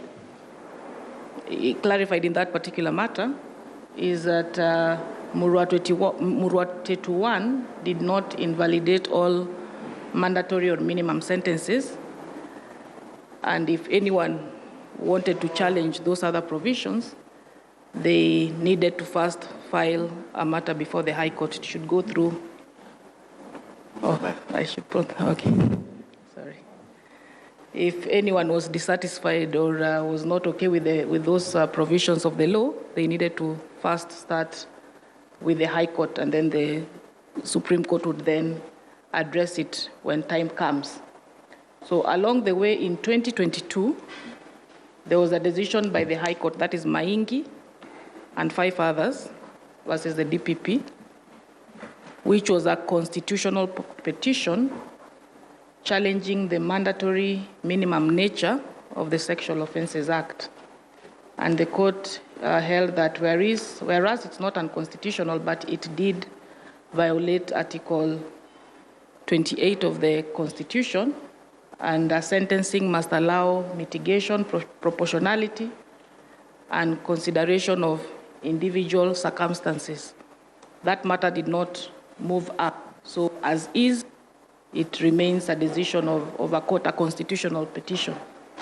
And then thereafter, the Supreme Court in Republic versus Joshua Gishuki Mwangi, and again, more recently, Republic versus Evans Nyamari Ayako, they reaffirmed that such issues, because there were issues that were addressed in the middle of a criminal matter and at the Court of Appeal stage, the Supreme Court reaffirmed that such issues ought to have, should go through the proper channels. It came through the Court of Appeal as a by the way. but at the same time emphasized the need to respect the three arms of government, the separation of powers, and especially the legislative goals such as deterrence, public safety, and sentencing consistency. So there appears to be, in one hand, the Supreme Court, yes, has pronounced itself that if you are dissatisfied, if you wanted to have issues of mandatory minimum or any other matter, you should move through the High Court process. But at the same time, it has made pronouncements that critics say it has constrained judicial reasoning. So my question is, based on the Supreme Court directions and authoritative guidance, how would Kenyans draw the line, or even the judiciary draw the line between the Supreme Court giving authoritative guidance and the High Court left to develop constitutional jurisprudence in the first instance, especially when it comes to the issue of Murwatetu? And what, because I have seen courts still apply the Justice Odunga's decision in Maingi and 5 others to do away with the mandatory minimum sentence. Both the High Court and also the Magistracy Court, there seems to be inconsistencies around that area. Okay, thank you very much, Commissioner. I think, I don't know what you are calling Murwatetu, the direction. No. You know, it's known as Murwatetu, sorry. I think you understand what I'm saying. That is Murwatetu 3, in my view. Okay. And there is Murwatetu 1, which is an excellent decision on joinder. On the interested parties, that is Murwatetu 1. Okay, then I agree with you, then we can go to Murwatetu 3. I think now there are 6. Murwatetu has now reached the 6. Okay. If you take into consideration Manyeso and Mangi Gishuki. I have been a criminal judge for quite some time, and we deal with criminal cases every other day. I will not say anything about the Murwatetus, whether they are number 1 or number 2 at this stage. But if you can remember when I was starting the interview, one of the qualities which I will bring is inter-court dialogue.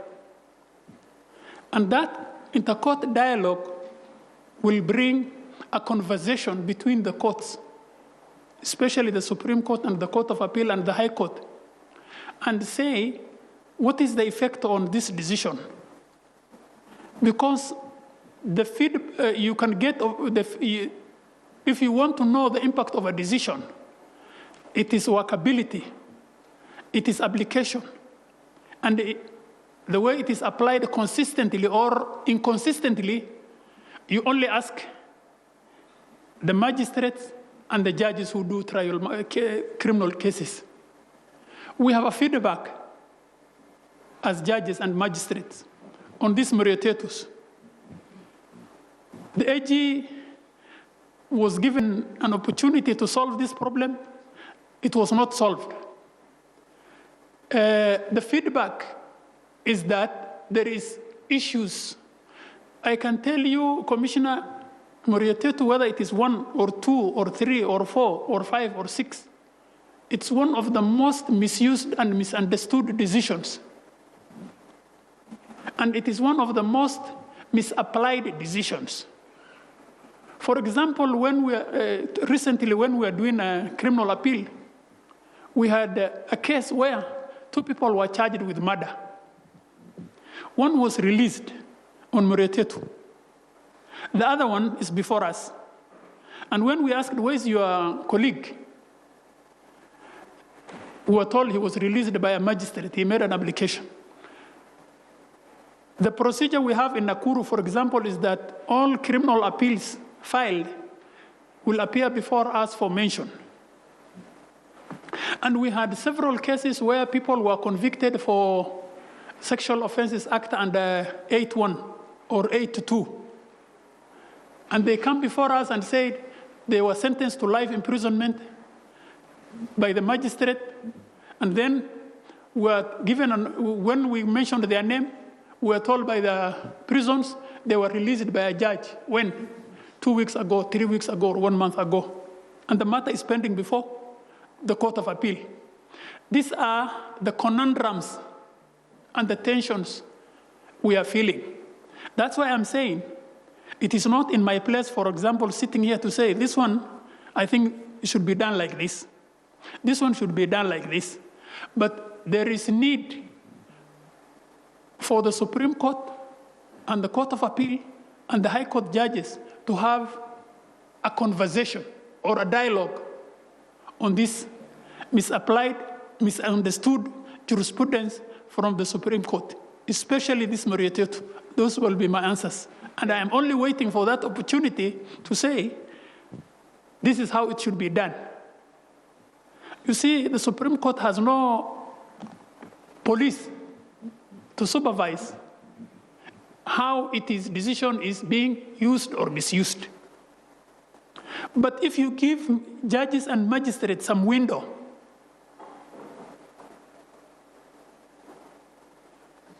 they can come up with a different interpretation. The question one should ask, for example, was this tension there before Morietetu? The answer, I have no answer. Secondly, this is a precedent which has been set by the Supreme Court.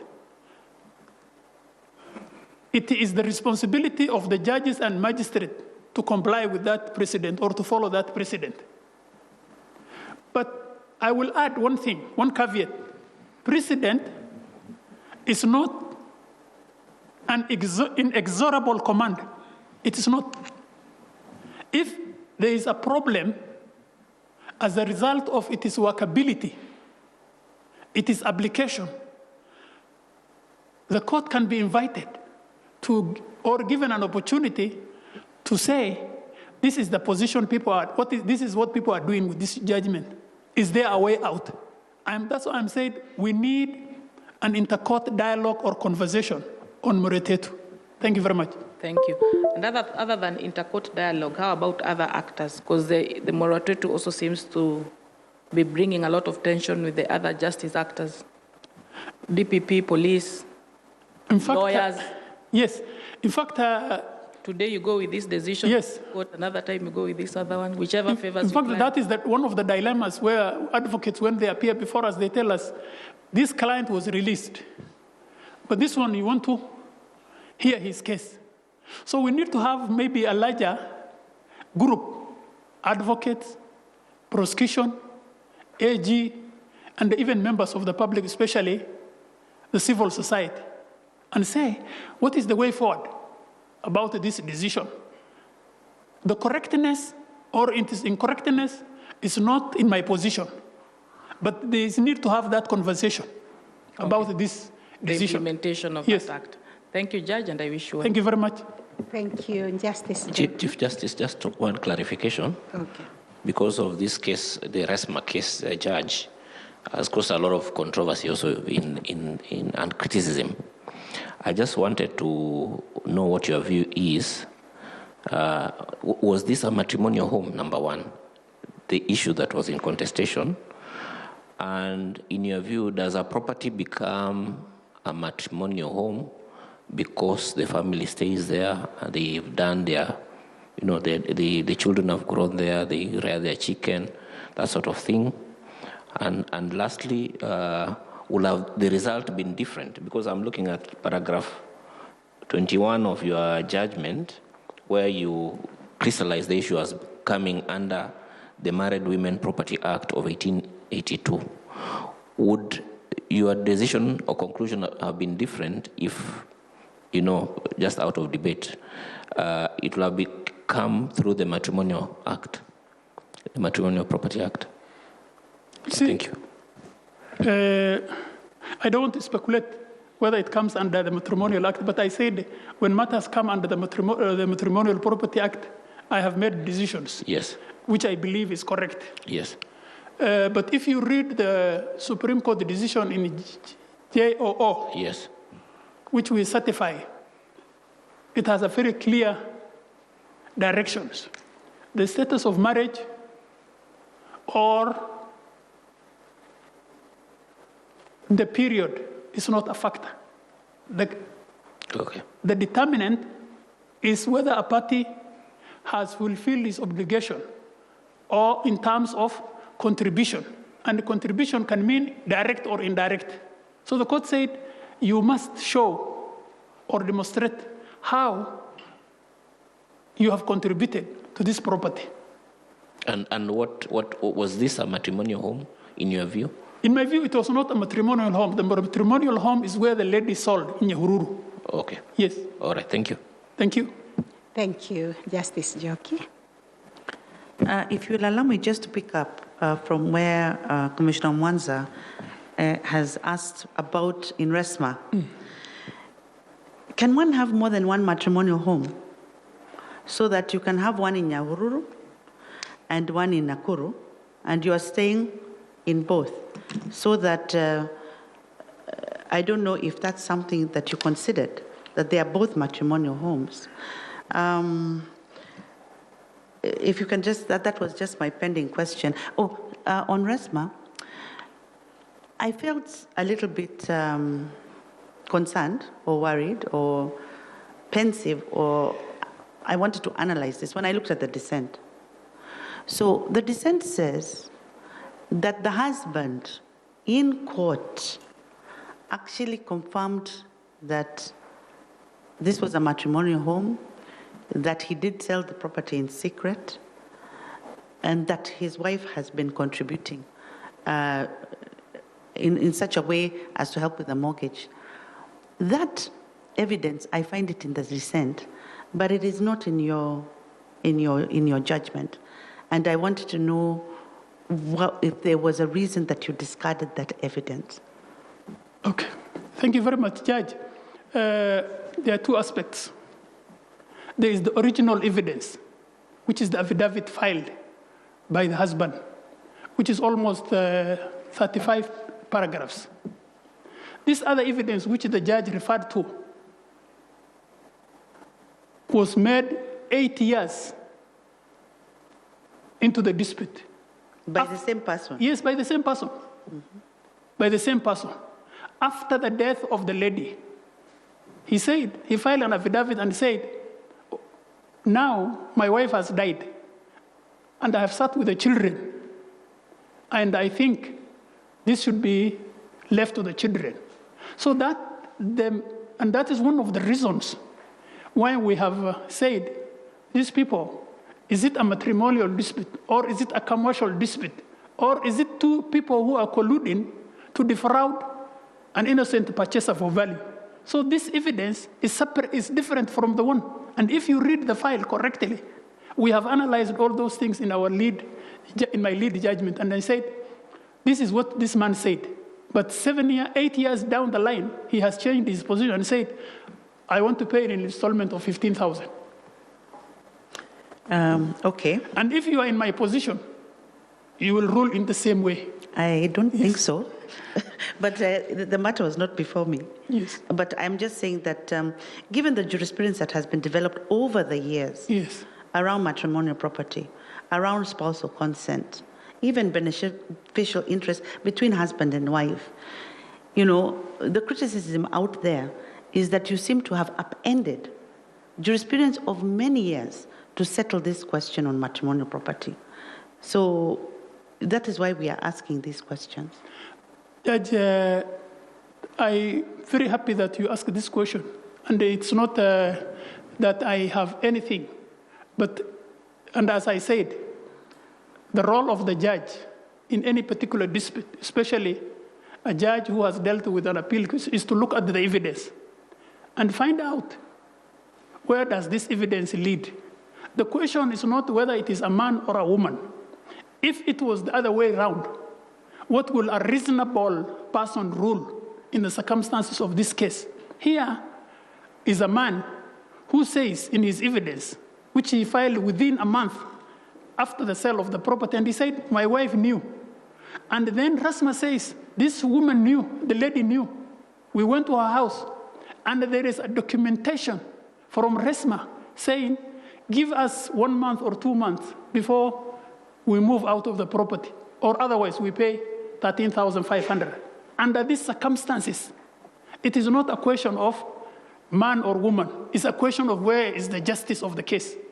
And the justice of the case, you don't know, for example, my lady, whether RESMA, there's a woman behind RESMA.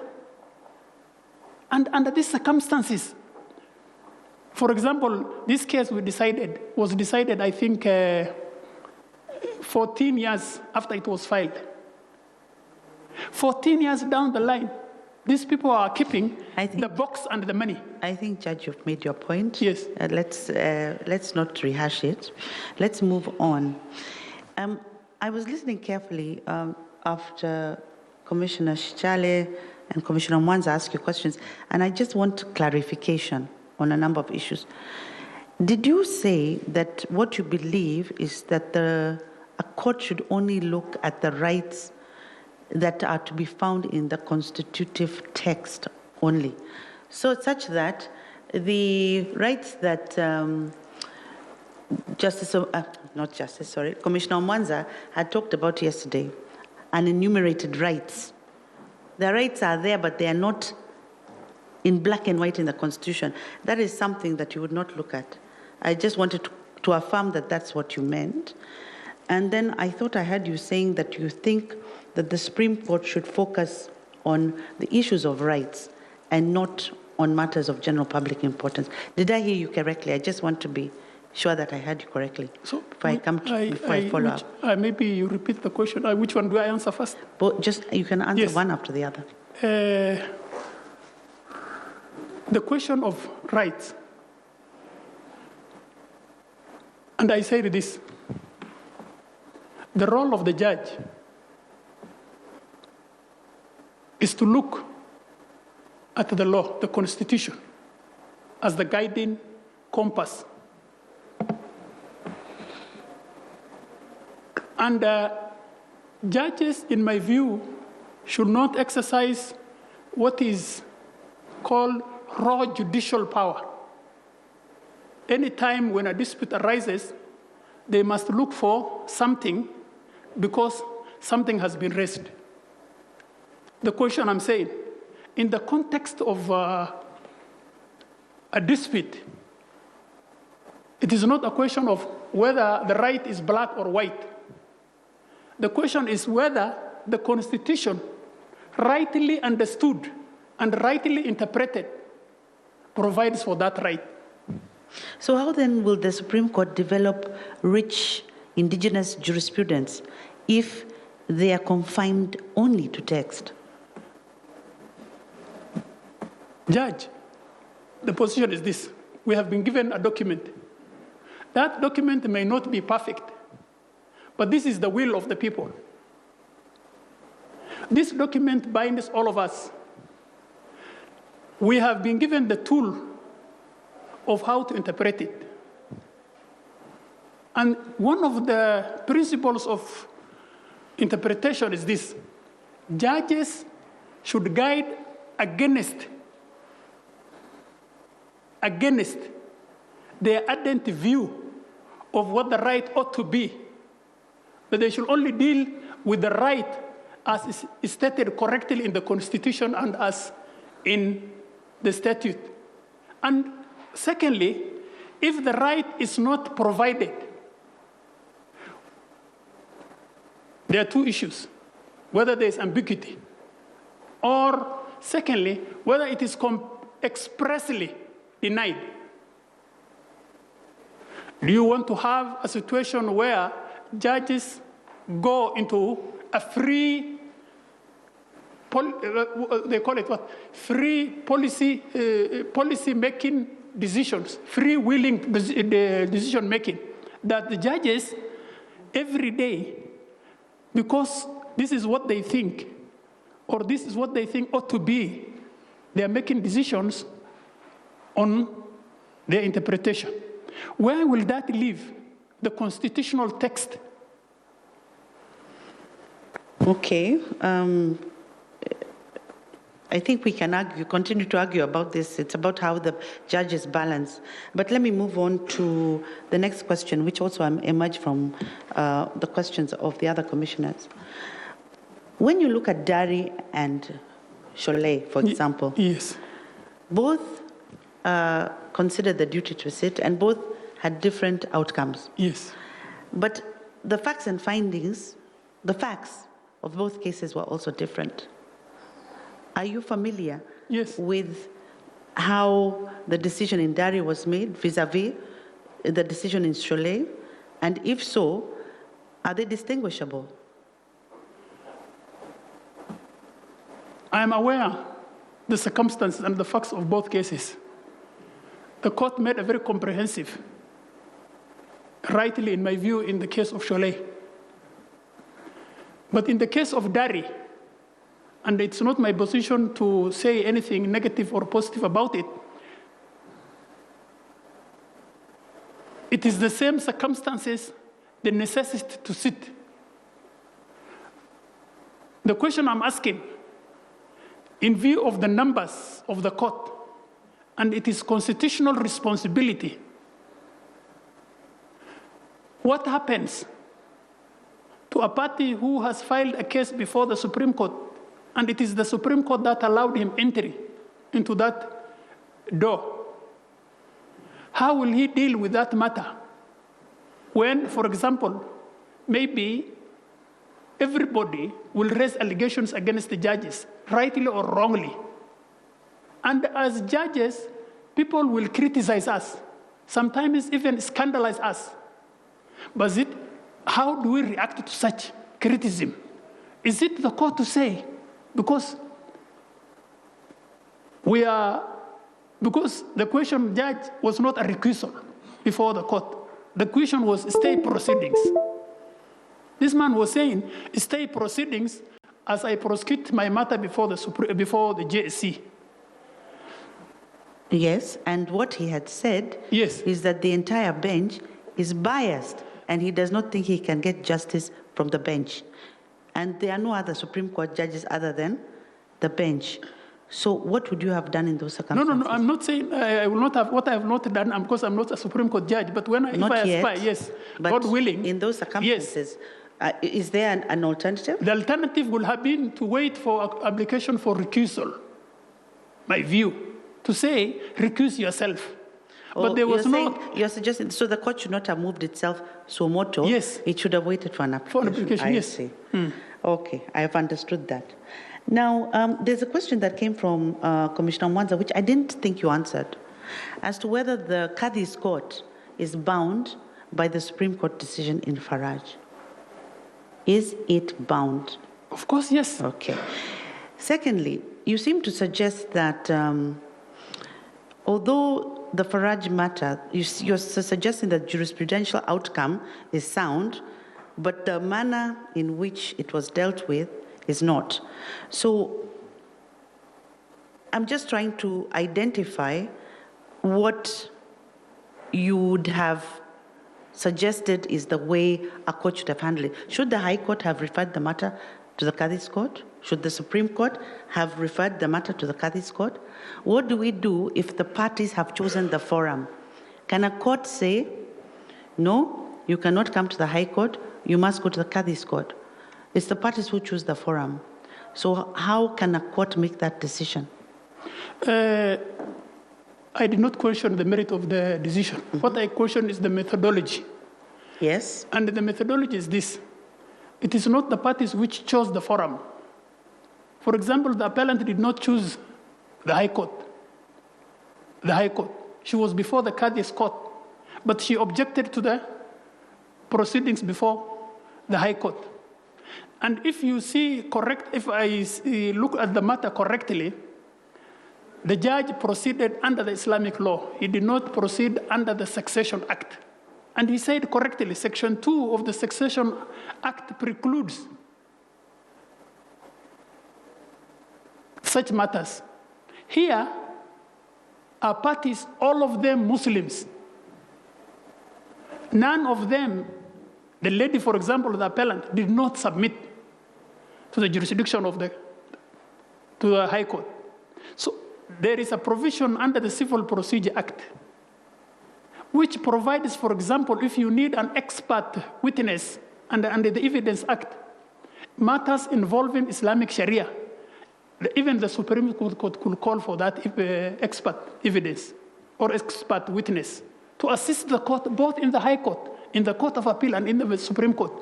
But the dilemma I'm asking, this case, the methodology is wrong, because the child, as much as you have protected, will live with that trauma of being given that name. If the matter would have been taken to the Qadi's court, that name will not have existed. That's my position. Okay. Yes. Thank you very much. I've understood. You've also said something which I wanted you to clarify. You've said Islamic law is not ordinary and cannot be repugnant to justice. Is that your position? Yes. So the Constitution, the constitutional command that says that where a culture or even religion is repugnant to justice, then we must follow the Constitution. So which path do we follow? The Constitution? I don't know. What I said, Judge, is this. Islamic law, in its proper construction and understanding, is not an ordinary law. But is it subject to the Constitution? It is subject to the Constitution insofar as infringement of a particular right, or in terms of, and I said this, the Constitution is supreme. But what I said is this: the courts should avoid a situation where it is constitutionalizing the Islamic law. It should allow the other way around. Islamic law must be interpreted and calibrated in accordance with the constitutional provision of proportionality, and ask whether it is inconsistent with the text of the Constitution. And that's when you can say a violation has occurred. But before that opportunity has been arisen or has been given to the Qadi's court, the court should not rise and condemn the Islamic Sharia simply because it did not understand, or it did not look at the avenues open to it to address the same issue. And I said this: Islamic law, properly understood, is just, is benefit, is fair. Any interpretation that leads to oppression or injury to the innocent is not part of the religion. Okay. I have understood you now. Language is a problem.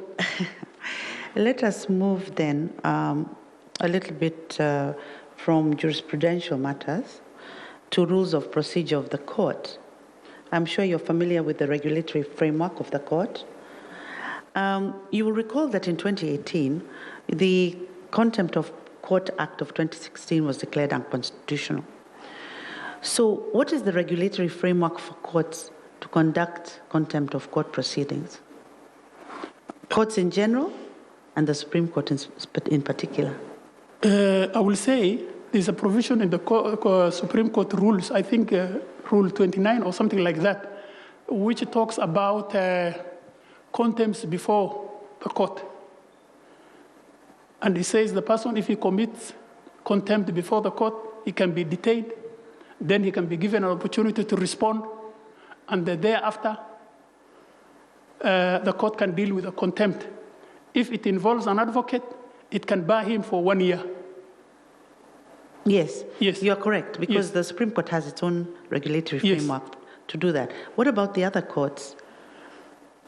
Because actually we have it in the Act and the rules, but what about the other courts, the superior courts? Because the Contempt of Court Act was declared unconstitutional. What do other courts do? Then you refer to the Judicial Act. Okay. Yes, I think that is the way to go. I was listening to you carefully when you made your initial statement, and as you're speaking, and you know, if I didn't know that you were sitting for an interview of a Supreme Court judge, I would have presumed that you are sitting an interview for a Chief Justice, because I mean, because you have you are looking at challenges of the entire institution. yes. And I can see you've been the presiding judge in many of the courts. You've been a commissioner for 10 years. You have very strong administrative skills, and you've been very senior. But the position that you have applied for is the most junior judge in the Supreme Court. And in the Supreme Court, we have a precedence, and seniority is taken up very seriously. The other thing, when I was listening to you, I heard you saying that as a presiding judge, you have given directions, and you use the word I a lot. I said this, I told the judges this, So, you know, the regime that the regulatory framework of the Court of Appeal is different from the Court of Appeal, because in the Court of Appeal, we take decisions together. That is the command of the Act. Supreme Court. The Supreme Court. So there will be no I, there will be a lot of we's.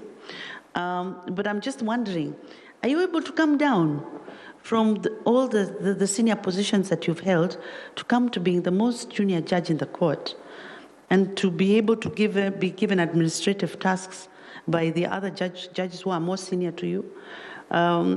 Will you be able to manage that? You know, because it is, you're going up, but actually you're also coming down. Is that something that you can manage? Very easily. Honorable Commissioner and Judge, I have worked under 4 Chief Justices. All of them were bosses. I have never in my life, and I have been given various responsibilities, starting from Gisheru, who gave me the first opportunity. I have never in my life, you know, gone against my Chief Justice. Here is a very easy task for me. When you have been a leader in a collegial court, it is very easy, especially when you are in a court of 42 and you have been also there as a leader and as a presiding judge. It is very easy to fit in a court of 7 people. 3 things. First of all, I believe my role will be a chief whip of the court. That's what I think so. The Chief Justice will be in direct contact with me to give me directions. The DCJ and the Commissioner, those are my 3 bosses. And these others are also my colleagues. And I have worked with all of them very closely in different positions, either in the Commission or as a High Court judges or in the Court of Appeal judges. So that will not be an issue.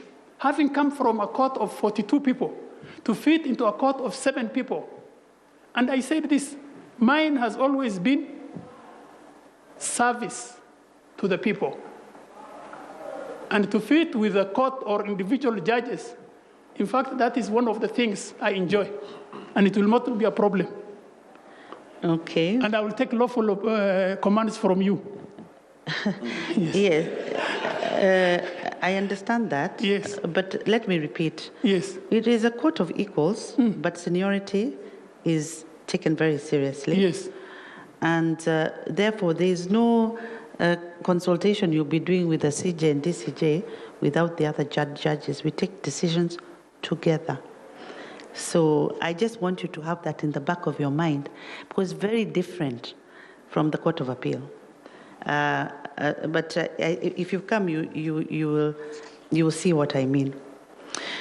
I'd like to go to the issue of the need for judges of the Supreme Court to be considered to be impartial, to be considered apolitical. I've been in the court now for 15 years, and occasionally people will remind me that I used to be a member of parliament, even though that was 19 years ago. And as a judge, there's a certain way you have to engage to completely keep away, to ensure that people see that you're impartial and apolitical. I was looking at a date here. Let me be very specific. So on August 23rd, 2023, you were in Mandera, and you were on a platform in a public place where you said these exact words. But I know when I retire from the judiciary, I want to be governor here. The governor then followed up and confirmed, yes, when I finish my term, Justice Warsame will be the next governor. Now, if I, Njoki Ndung'u, was to go out there as a Supreme Court judge and say in a public place that I will be the next governor of Nairobi, I can assure you it will have impact not only on myself, but on the court, because we are the last court, we are the political court, and therefore we have to be very careful with what we say. But now that you said it, do you have political ambitions? And is this something we have to worry about in the court? If you listen to me, that it was not, first of all, the 23rd August 2023. It was somewhere, I think, in December, and we were in the company of the Chief Justice. She didn't say anything. I'm asking you what you said. Yes, and this is the answer. And it is within the right of judges to make certain comments, provided it doesn't affect their responsibility as judges. And I said, when I retire from the judiciary, I didn't say I'm coming to be a next governor. And you know, the governor of Mandera said, after I retire, and that is 2032. So there's no problem. Maybe I will want maybe one day to become a governor of Mandera if my people call me. But that will not affect my responsibility as a judge, and it has never affected my responsibility. And the judge, take it to the bank. I am the most impartial judge. I have an impeccable character in terms of integrity and in terms of impartiality. If you see my GSC file, yes, it is so thin. It has only transfer letters. If we can just refocus. Yes. You see, Judge, my worry would be this. We are the Supreme Court, we are the final court. We get, for example, hypothetically, a petition involving the governor's election in Mandera. Because of your comments, will you sit out that matter? You've just repeated it, actually. You've even said you are still interested in being in politics. I hope you're understanding my concern. No, I didn't say I'm interested in politics. What did you just say? I said when I retire from the judiciary, I may. That's the word I used. So you're still showing some kind of interest in politics by that statement? You see, it is always good to show aspirations as a human being. You must be hopeful that one day, even when you retire, you can become something else. But can a Supreme Court judge make such a statement? I'm not a Supreme Court judge now, but when you give me that opportunity, I will decide what I will make within the confines of the Constitution. Okay. So that is one thing I was concerned about. And the video, I watched the video last night. I was quite surprised. The second one goes to issues of judicial temperament. Now, in the Supreme Court, again, the way we engage each other as a court, we listen to very controversial cases. We have to engage each other collegially. We have to show each other respect. And so certainly judicial temperament is important. The other thing that is important is the issue of conflict of interest, that one should be able to state if they have a conflict of interest and avoid being engaged in anything that they would have a conflict of interest. So there is an interview that you conducted, and let me see if I got the date right, April 19th of 2021. You were in the Judicial Service Commission as a commissioner, and you were interviewing Justice Matthew Ndumandere. In that interview, which again is televised, you were involved in a discussion with a judge, and you were pressing him to make a comment regarding a judgment of the Court of Appeal. The judgment you were pressing him to make a comment on was an appeal of his own decision. And his own decision was a decision that overturned a decision of the Judicial Service Commission, and it is a decision that you were involved in. So, when you were having a back and forth with a judge, he kept on saying, but Judge, you were involved in this decision. But Judge, you were involved in that matter. But not once did you say, yes, I was involved in that matter, and drop it, maybe allow another commissioner to ask the question. So even in terms of conflict of interest, so you're conflicted, you're asking the judge in an interview about a decision you're clearly conflicted about, and even when he raises the issue, you still continue to ask about it. What do you have to say about that? I want to say I didn't intend to offend my colleague. The judge is my colleague in the Court of Appeal. I didn't in any way want to be malicious against him or anything. This is a very contentious matter, as you know. And even the Supreme Court.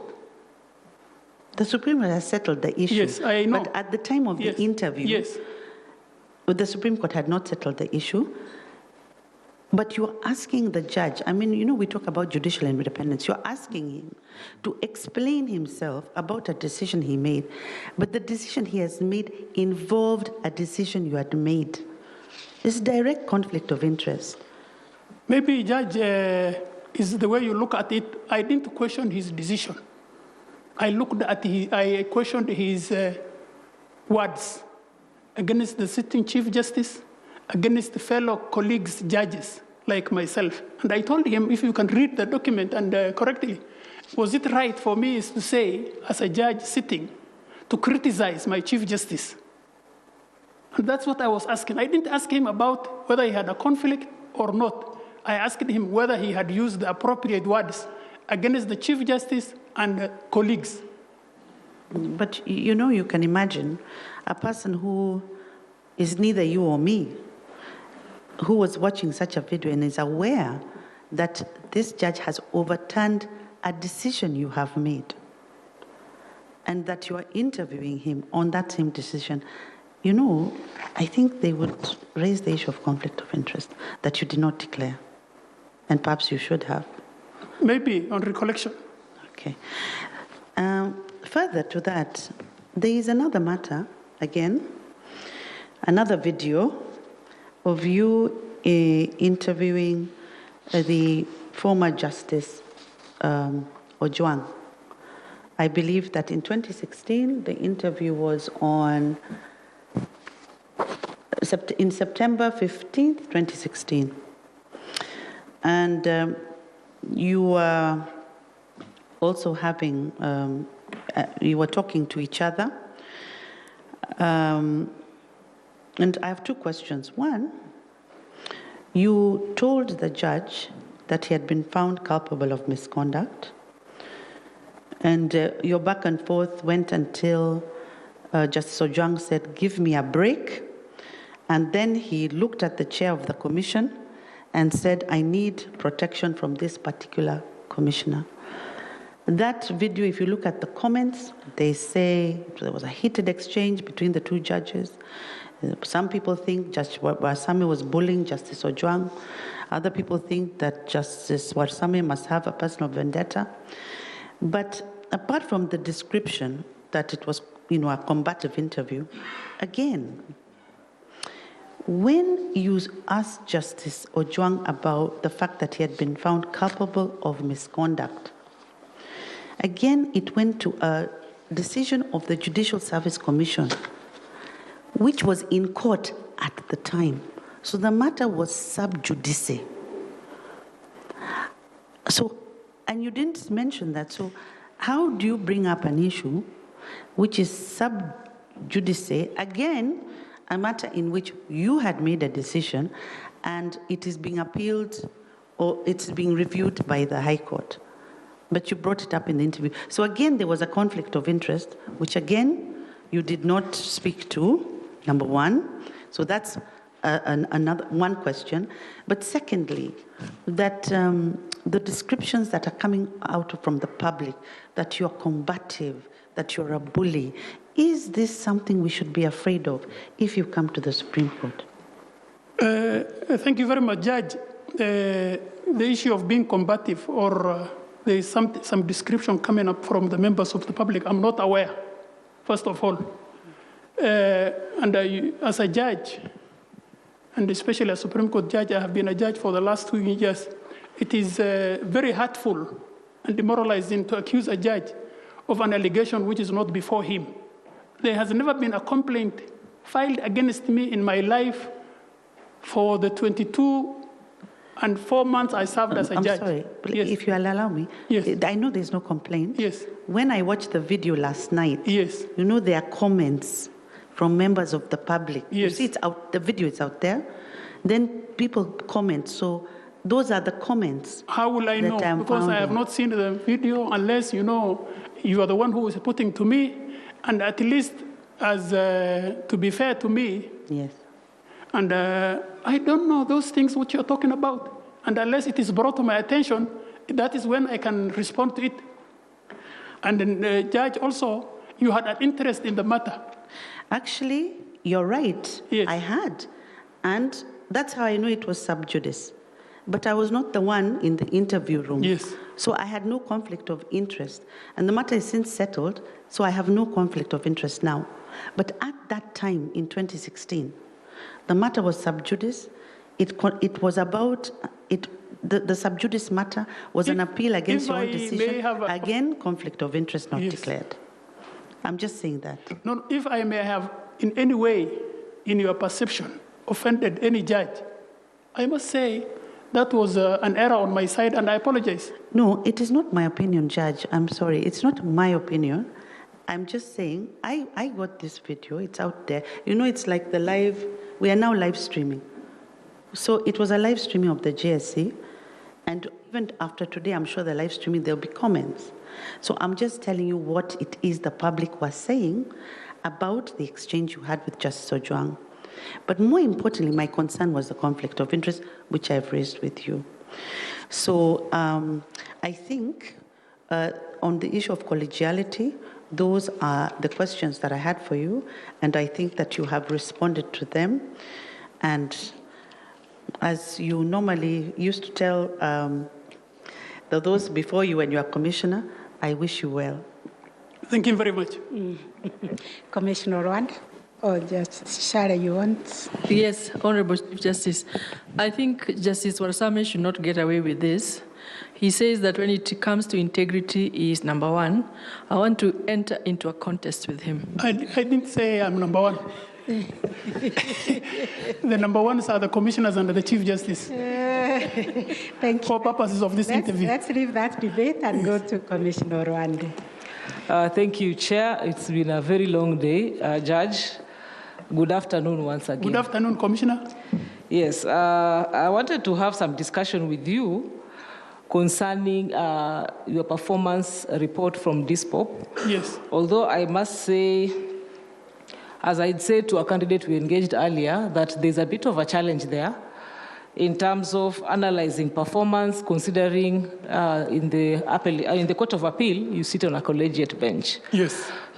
I shared with him some statistics, and his view was that it will be erroneous to rely on those to determine performance. Yes. If you wish to, you can also comment, but I wanted to just share with you what I have concerning you. You have sat in 9 benches in the period under review. And out of the 9 benches, 8 benches, 8 benches. Out of the 8 benches, the performance, and I'm talking, maybe I should just give you a bit of background on how I'm arriving at this or how the report has brought out this. The performance is assessed on the basis of the benches you sat in, total output in terms of merit resolution compared to the total output of the court, so that even the benches that you didn't sit in are taken into consideration. I don't know if your feeling is that would be okay, but out of the 4 where your performance has been above 30%, I think there's quite a bit of, out of 3, it even went above 50. So it looks like the performance wasn't so bad. But what I want to hear from you is whether that approach would really reflect how a bench, I'm alive to the fact that we're not talking about individual judges, how a bench has been performing. And if there's any challenge that you can share with us, maybe you can also. Thank you very much, Commissioner. The production metrics is a very complicated document. Sometimes it doesn't measure the output of judges, especially a collegial court. We have always been insisting, especially in the Court of Appeal, and it is easy to perform, to determine or measure metrics in courts outside Nairobi, where there are only 3 judges. But the problem is, even in those stations, a judge or 2 of them will go on leave. So the situation will change. A judge who is in Nairobi will be sent to Nakuru or Eldoret, depending on the circumstances. But I think, and this is what we have been saying, there is need to have fixed benches in the Court of Appeal. And that will also show how to measure correctly the output of the judges in a particular bench. Okay, that is similar to what your colleague had mentioned earlier. Yes. Maybe that is food for thought. We can Yes. look at that. Yes. But for now, the question that I had for you, I want to read a quote, and I thought of this because in your opening remarks, you told us about your leadership in the institution, and I know you have served in the institution for quite a long time, and you are one of the senior judges that we have around. So I want to get your view on this. If we really want high performance in our organization, the solution isn't to entice people with a bigger carrot or threaten them with a bigger stick, or rather a longer stick. We need to understand the intrinsic motivation, especially that if you want good performance, it's not about how you can punish people or how you can reward them, but you need to understand what is it internally that motivates them. So in your experience in judicial leadership, what do you think are some of the things or the intrinsic factors that would motivate high performance in our workforce, especially in the judiciary? You see, in the judiciary, some of us are in the judiciary out of conviction. We are not out in the judiciary because of the conveniences and the privileges. Secondly, we have not been attracted to the judiciary like Commissioner Sylvia by watching a TV, which attracted her to the judiciary. The metrics, in my view, is to relook ourselves in the mirror and say, because Kenyans have given us this trust, this privilege, are we able to look ourselves in the mirror and look at and see the black spots in our bodies and say, I think it is time for us to perform. If we have been told to deliver judgment within a specific time, is it possible to deliver it?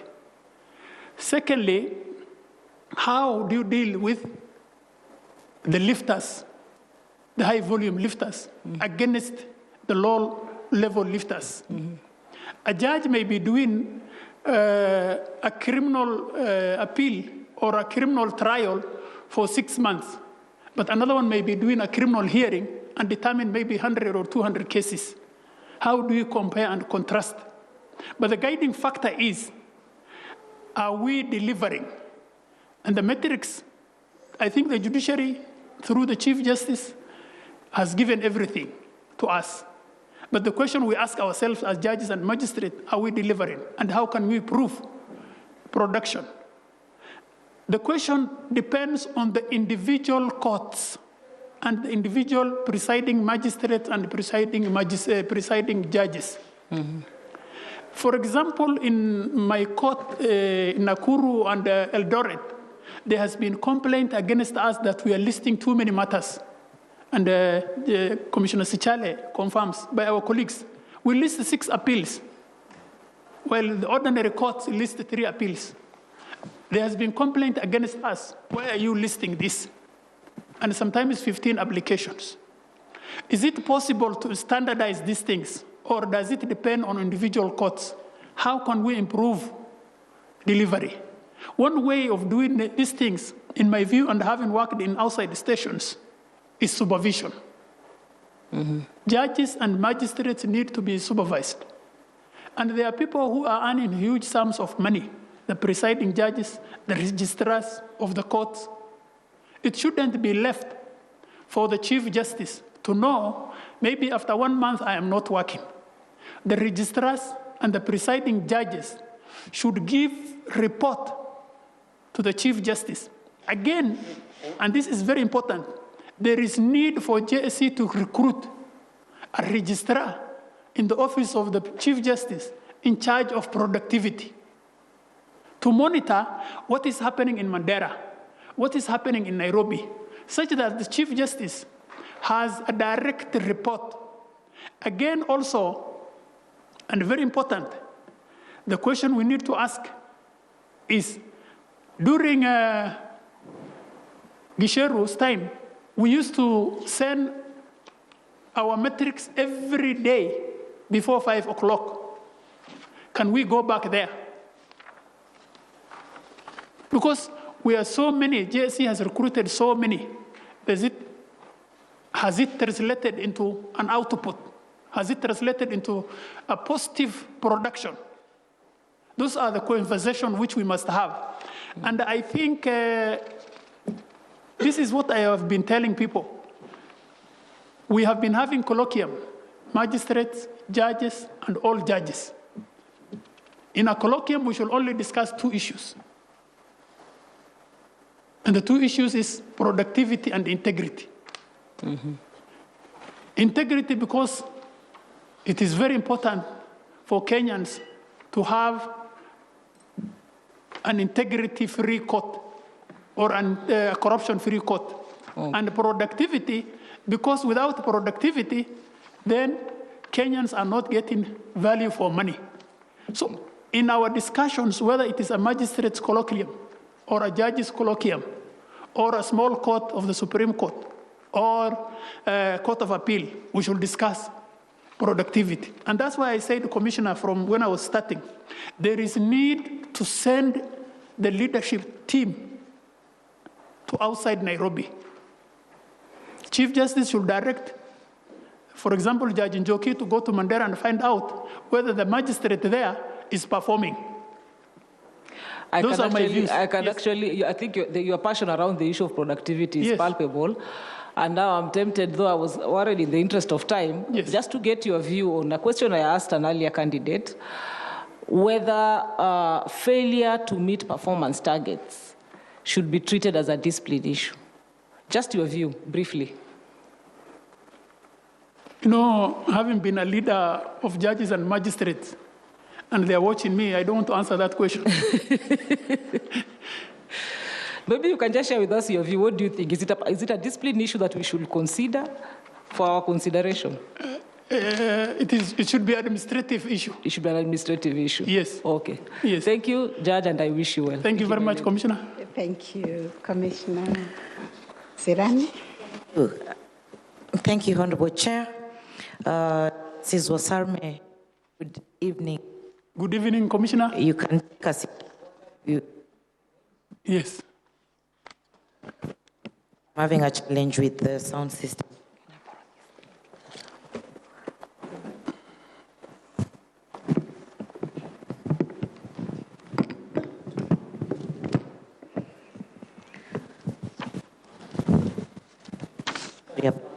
I hope you can hear me now. Yes. Okay.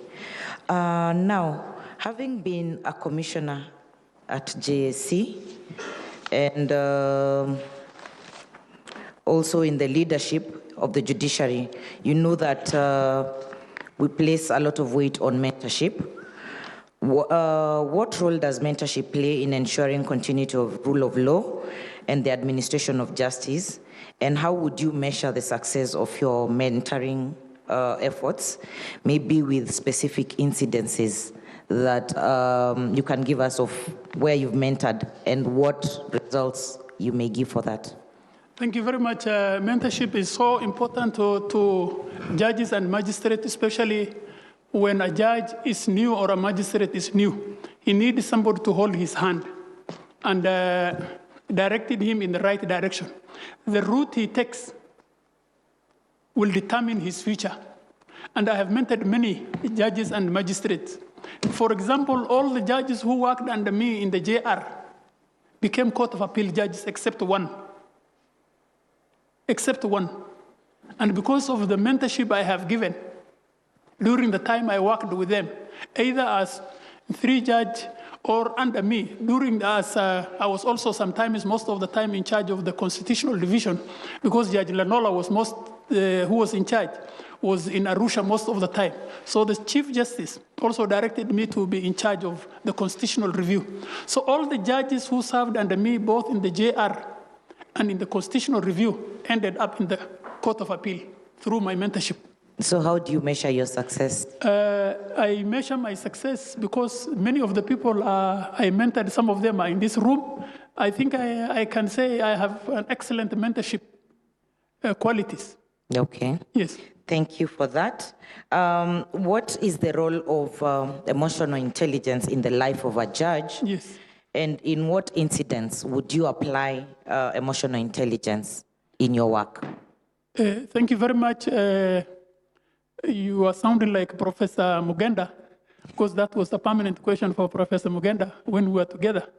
Emotional intelligence helps to cool down difficult situations and positions. It is a way of maneuvering difficult circumstances to get a good result out of the position. I have done that many times in the commission and as a judge. I have presided over very difficult cases with my colleagues, and I think through emotional intelligence, we have always achieved a positive result. And one thing, when you are applying emotional intelligence, you have to apply wisdom. And when you have to apply wisdom, you need a lot of qualities, like you must be patient sometimes, you must be able to diffuse the situation, sometimes making 1 or 2 jokes, such that you keep everybody within par. So, and sometimes, emotional intelligence, when you are dealing with very contentious matters involving contentious advocates, you need a lot of wisdom and a lot of emotional intelligence, and which has helped me in my life as a judge. Okay. Yes. Just to answer you, maybe I sound like Professor Mugenda because I replaced her to represent the public. Yes. We have the interest of the public at heart. Now, I will move to some of the feedback we received from the public. As part of this process, when we're recruiting, we normally seek feedback from our stakeholders. And we have quite of good things that have been said about you, Judge, and that is commendable. There are concerns that were raised by some people who said your interpersonal skills are wanting in the manner that and sometimes this rubs people the wrong way, while others felt that they are, once they get used to working with you, then you're very amiable and easy to work with. So I wanted to know, how do you balance your straightforwardness to ensure that you maintain good relations with others at all times? Thank you very much, Commissioner. One thing I have, and which I always, God has given me, I have a golden heart, which accommodates everybody, no matter his position. I can relate with the T-boys in the court, and I can also relate with the Chief Justice. And we've never had a problem in terms of personal relationship. The problem is one. Many people tend to know me, but they don't understand me. But when they understand me, they get the true position of Judge Warsame, which is a man who has a golden heart. I'm not a great judge, but I'm a man who has a golden heart. Okay. Fair enough. Now, apart from the professional referees and character referees that you provided, I also wish to highlight that we received recommendations from LSK North Rift and LSK Nakuru chapter, and I will just briefly say some of the things they've said about you.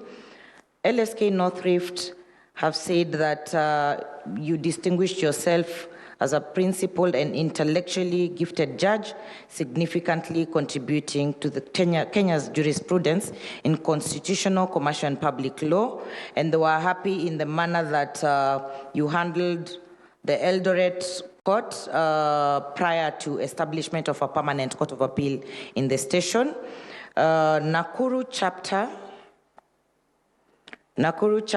said you spearheaded innovative and effective measures aimed at addressing case backlog, expediting and hearing and determination of appeals. They said that your turnaround time was very efficient and you made access to justice easy for all.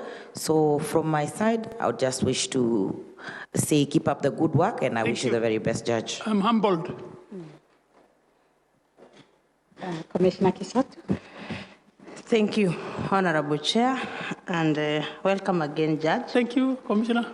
Let me start briefly with your introductory remarks, where you said the Supreme Court must carry Wanjiko or the ordinary citizens along, its decisions is music to the ears of many Kenyans.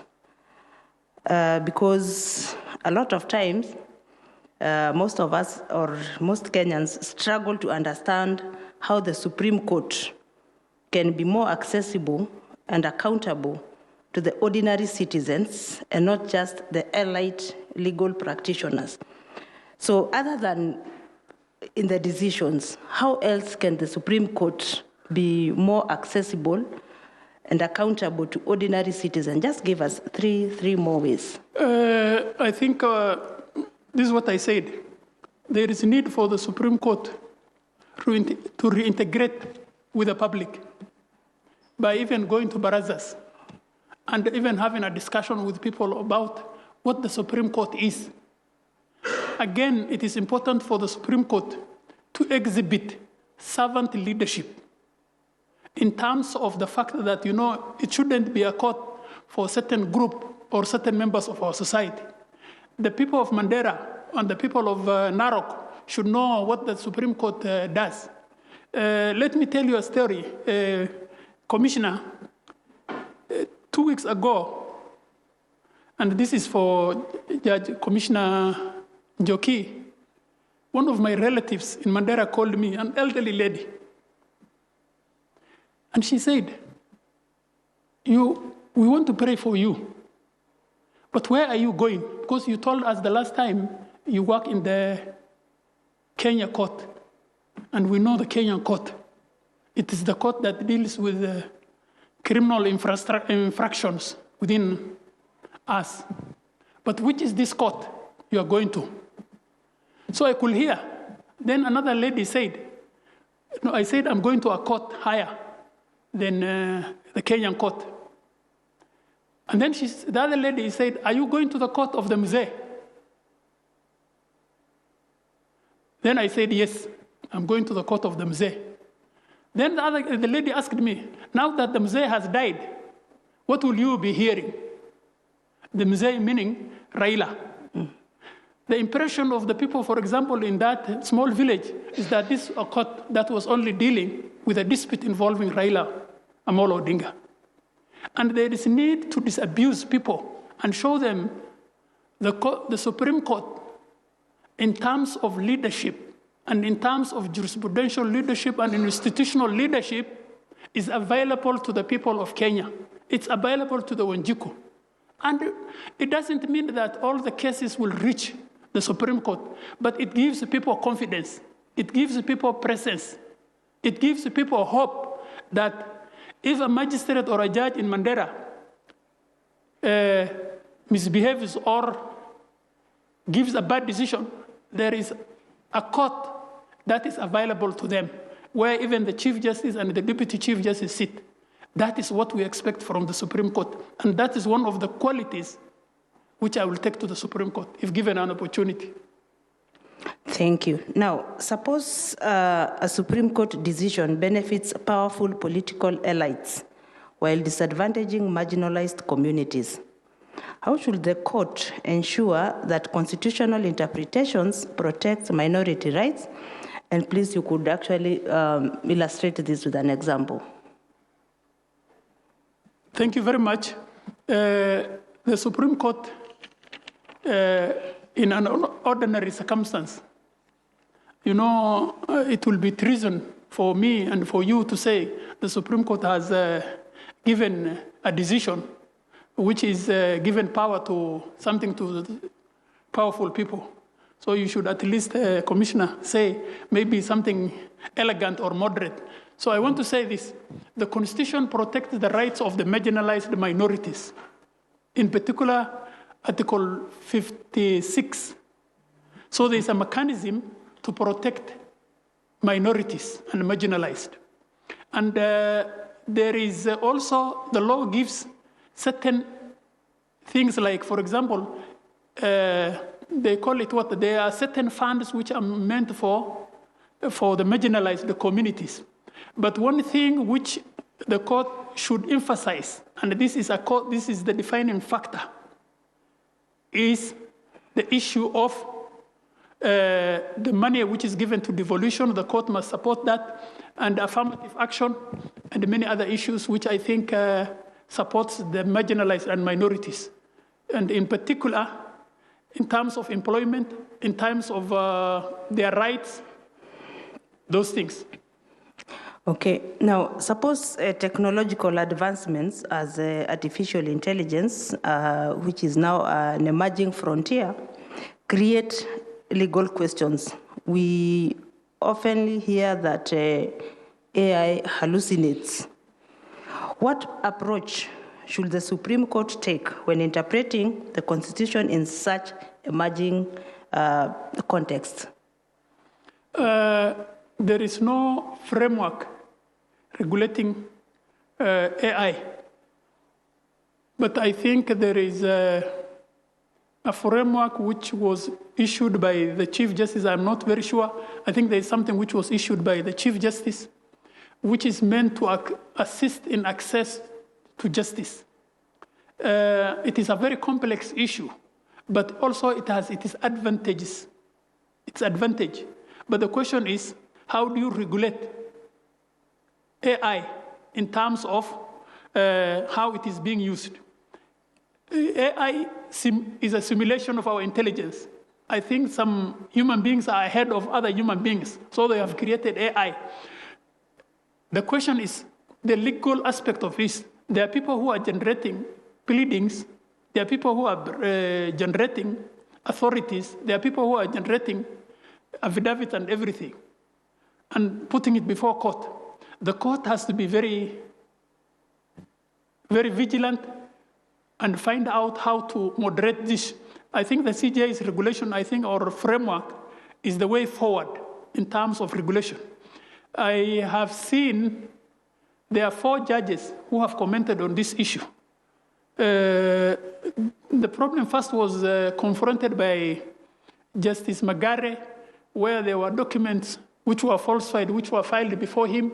Then there was also Judge Lenola, who gave a lecture sometimes back last year. And then there was a recent decision where Judge Chikiti and Mamuye dismissed matters because they used AI in a certain illegal manner. So the question is a balancing exercise. It is in the right direction, but we should avoid abuse and look for a way to regulate it. But it's a positive step, and it can assist access to justice in terms of harnessing technological positions.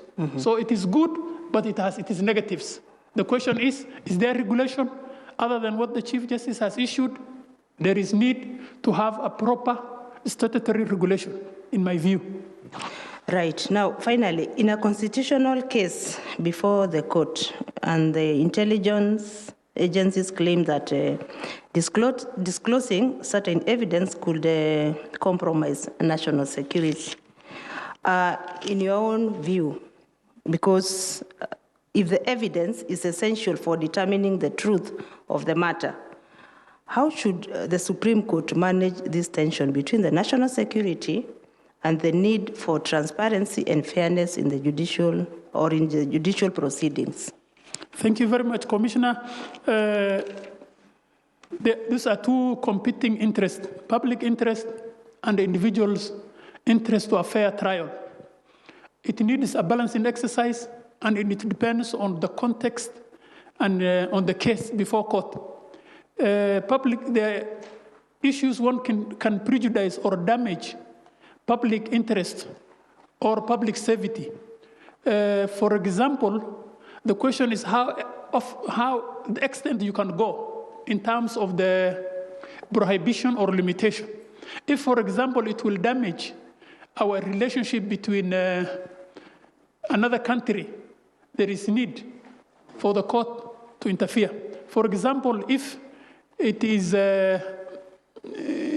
meant, for example, to hear or to regulate an investigative method, and somebody saying, this investigative method, which was used to prefer judges against me, must be brought before court. I think that is an issue which the court should consider in terms of a public interest, investigative techniques. But there are instances where I have seen in some Commonwealth countries, there is need for reduction or need for special sitting, where the information is only given to the judges. But there are advocates who have been approved in terms of security by the state or by the court to appear before court because they have been approved, because of the sensitive nature of the matter. If, for example, the person will leave the jurisdiction of the court or is about to commit an offense, the court can regulate. For example, if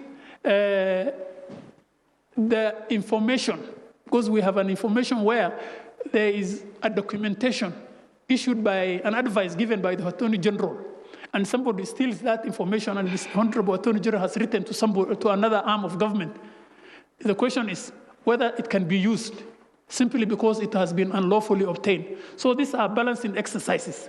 And I think that I had done a case where a communication coming from the Attorney General was intercepted and was used in a case. And I said, no, you can't use because you are interfering with public interest and the power of the Attorney General to communicate freely and share information in respect of the advice and opinion he's supposed to give various arms of government. Thank you. Thank you very much, Judge. I wish you all the best. Thank you very much, Commissioner. Thank you, Vice Chair. Thank you very much.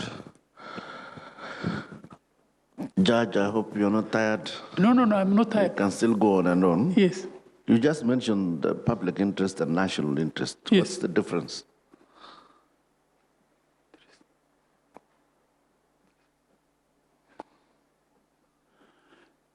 Public interest has two synonyms. We are part of the public interest as an individual, but the national interest is the bigger one that involves our nation. Mm-hmm. Yes, so public interest in the administration of justice means that you have to treat people fairly, equally, and in accordance with the law. But national interest is different from public interest, and this one has a higher threshold than public interest. Okay. You were discussing globalization. Yes. On technology. How is globalization also affecting now the local jurisprudence and the administration of justice, other than AI and the other technologies? I'm not globalization on. Thank you very much. Networking here. Yes, I think the world has become a village. And the village in America is also the village in Mandera, provided there is that information available. How it has affected is that, what was available there, for example, in the Court of Appeal, the virtual hearing, you can join the court from America, give evidence, yes. You incur no expenses. And that has really transformed the Court of Appeal in terms of technological advancement. Fine. How would you promote the societal interests together with mentorship if you were to ascend to the Court of Appeal? That's why I said what I bring on the table, Commissioner Vice Chair, is diversity. Yes. And diversity means inclusivity. And we are all human beings first and foremost, but we come from different areas. The Supreme Court, in my view, should take into consideration and have everybody on board. And I said the judgment of the Supreme Court is not the elegancy, or it's not about the quality of the decision. The decision must be legitimate, and it can only be legitimate when you carry every member of our society on board. And they're saying, this is our court, this is our way, this is our constitution. Okay, thank you. Thank you. Thank you. And thank you, honorable commissioners.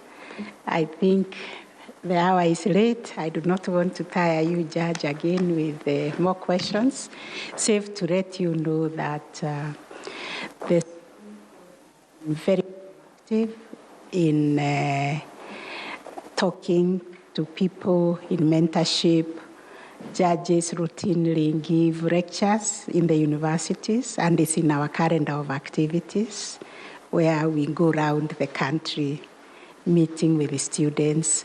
We also have town hall engagements with the people.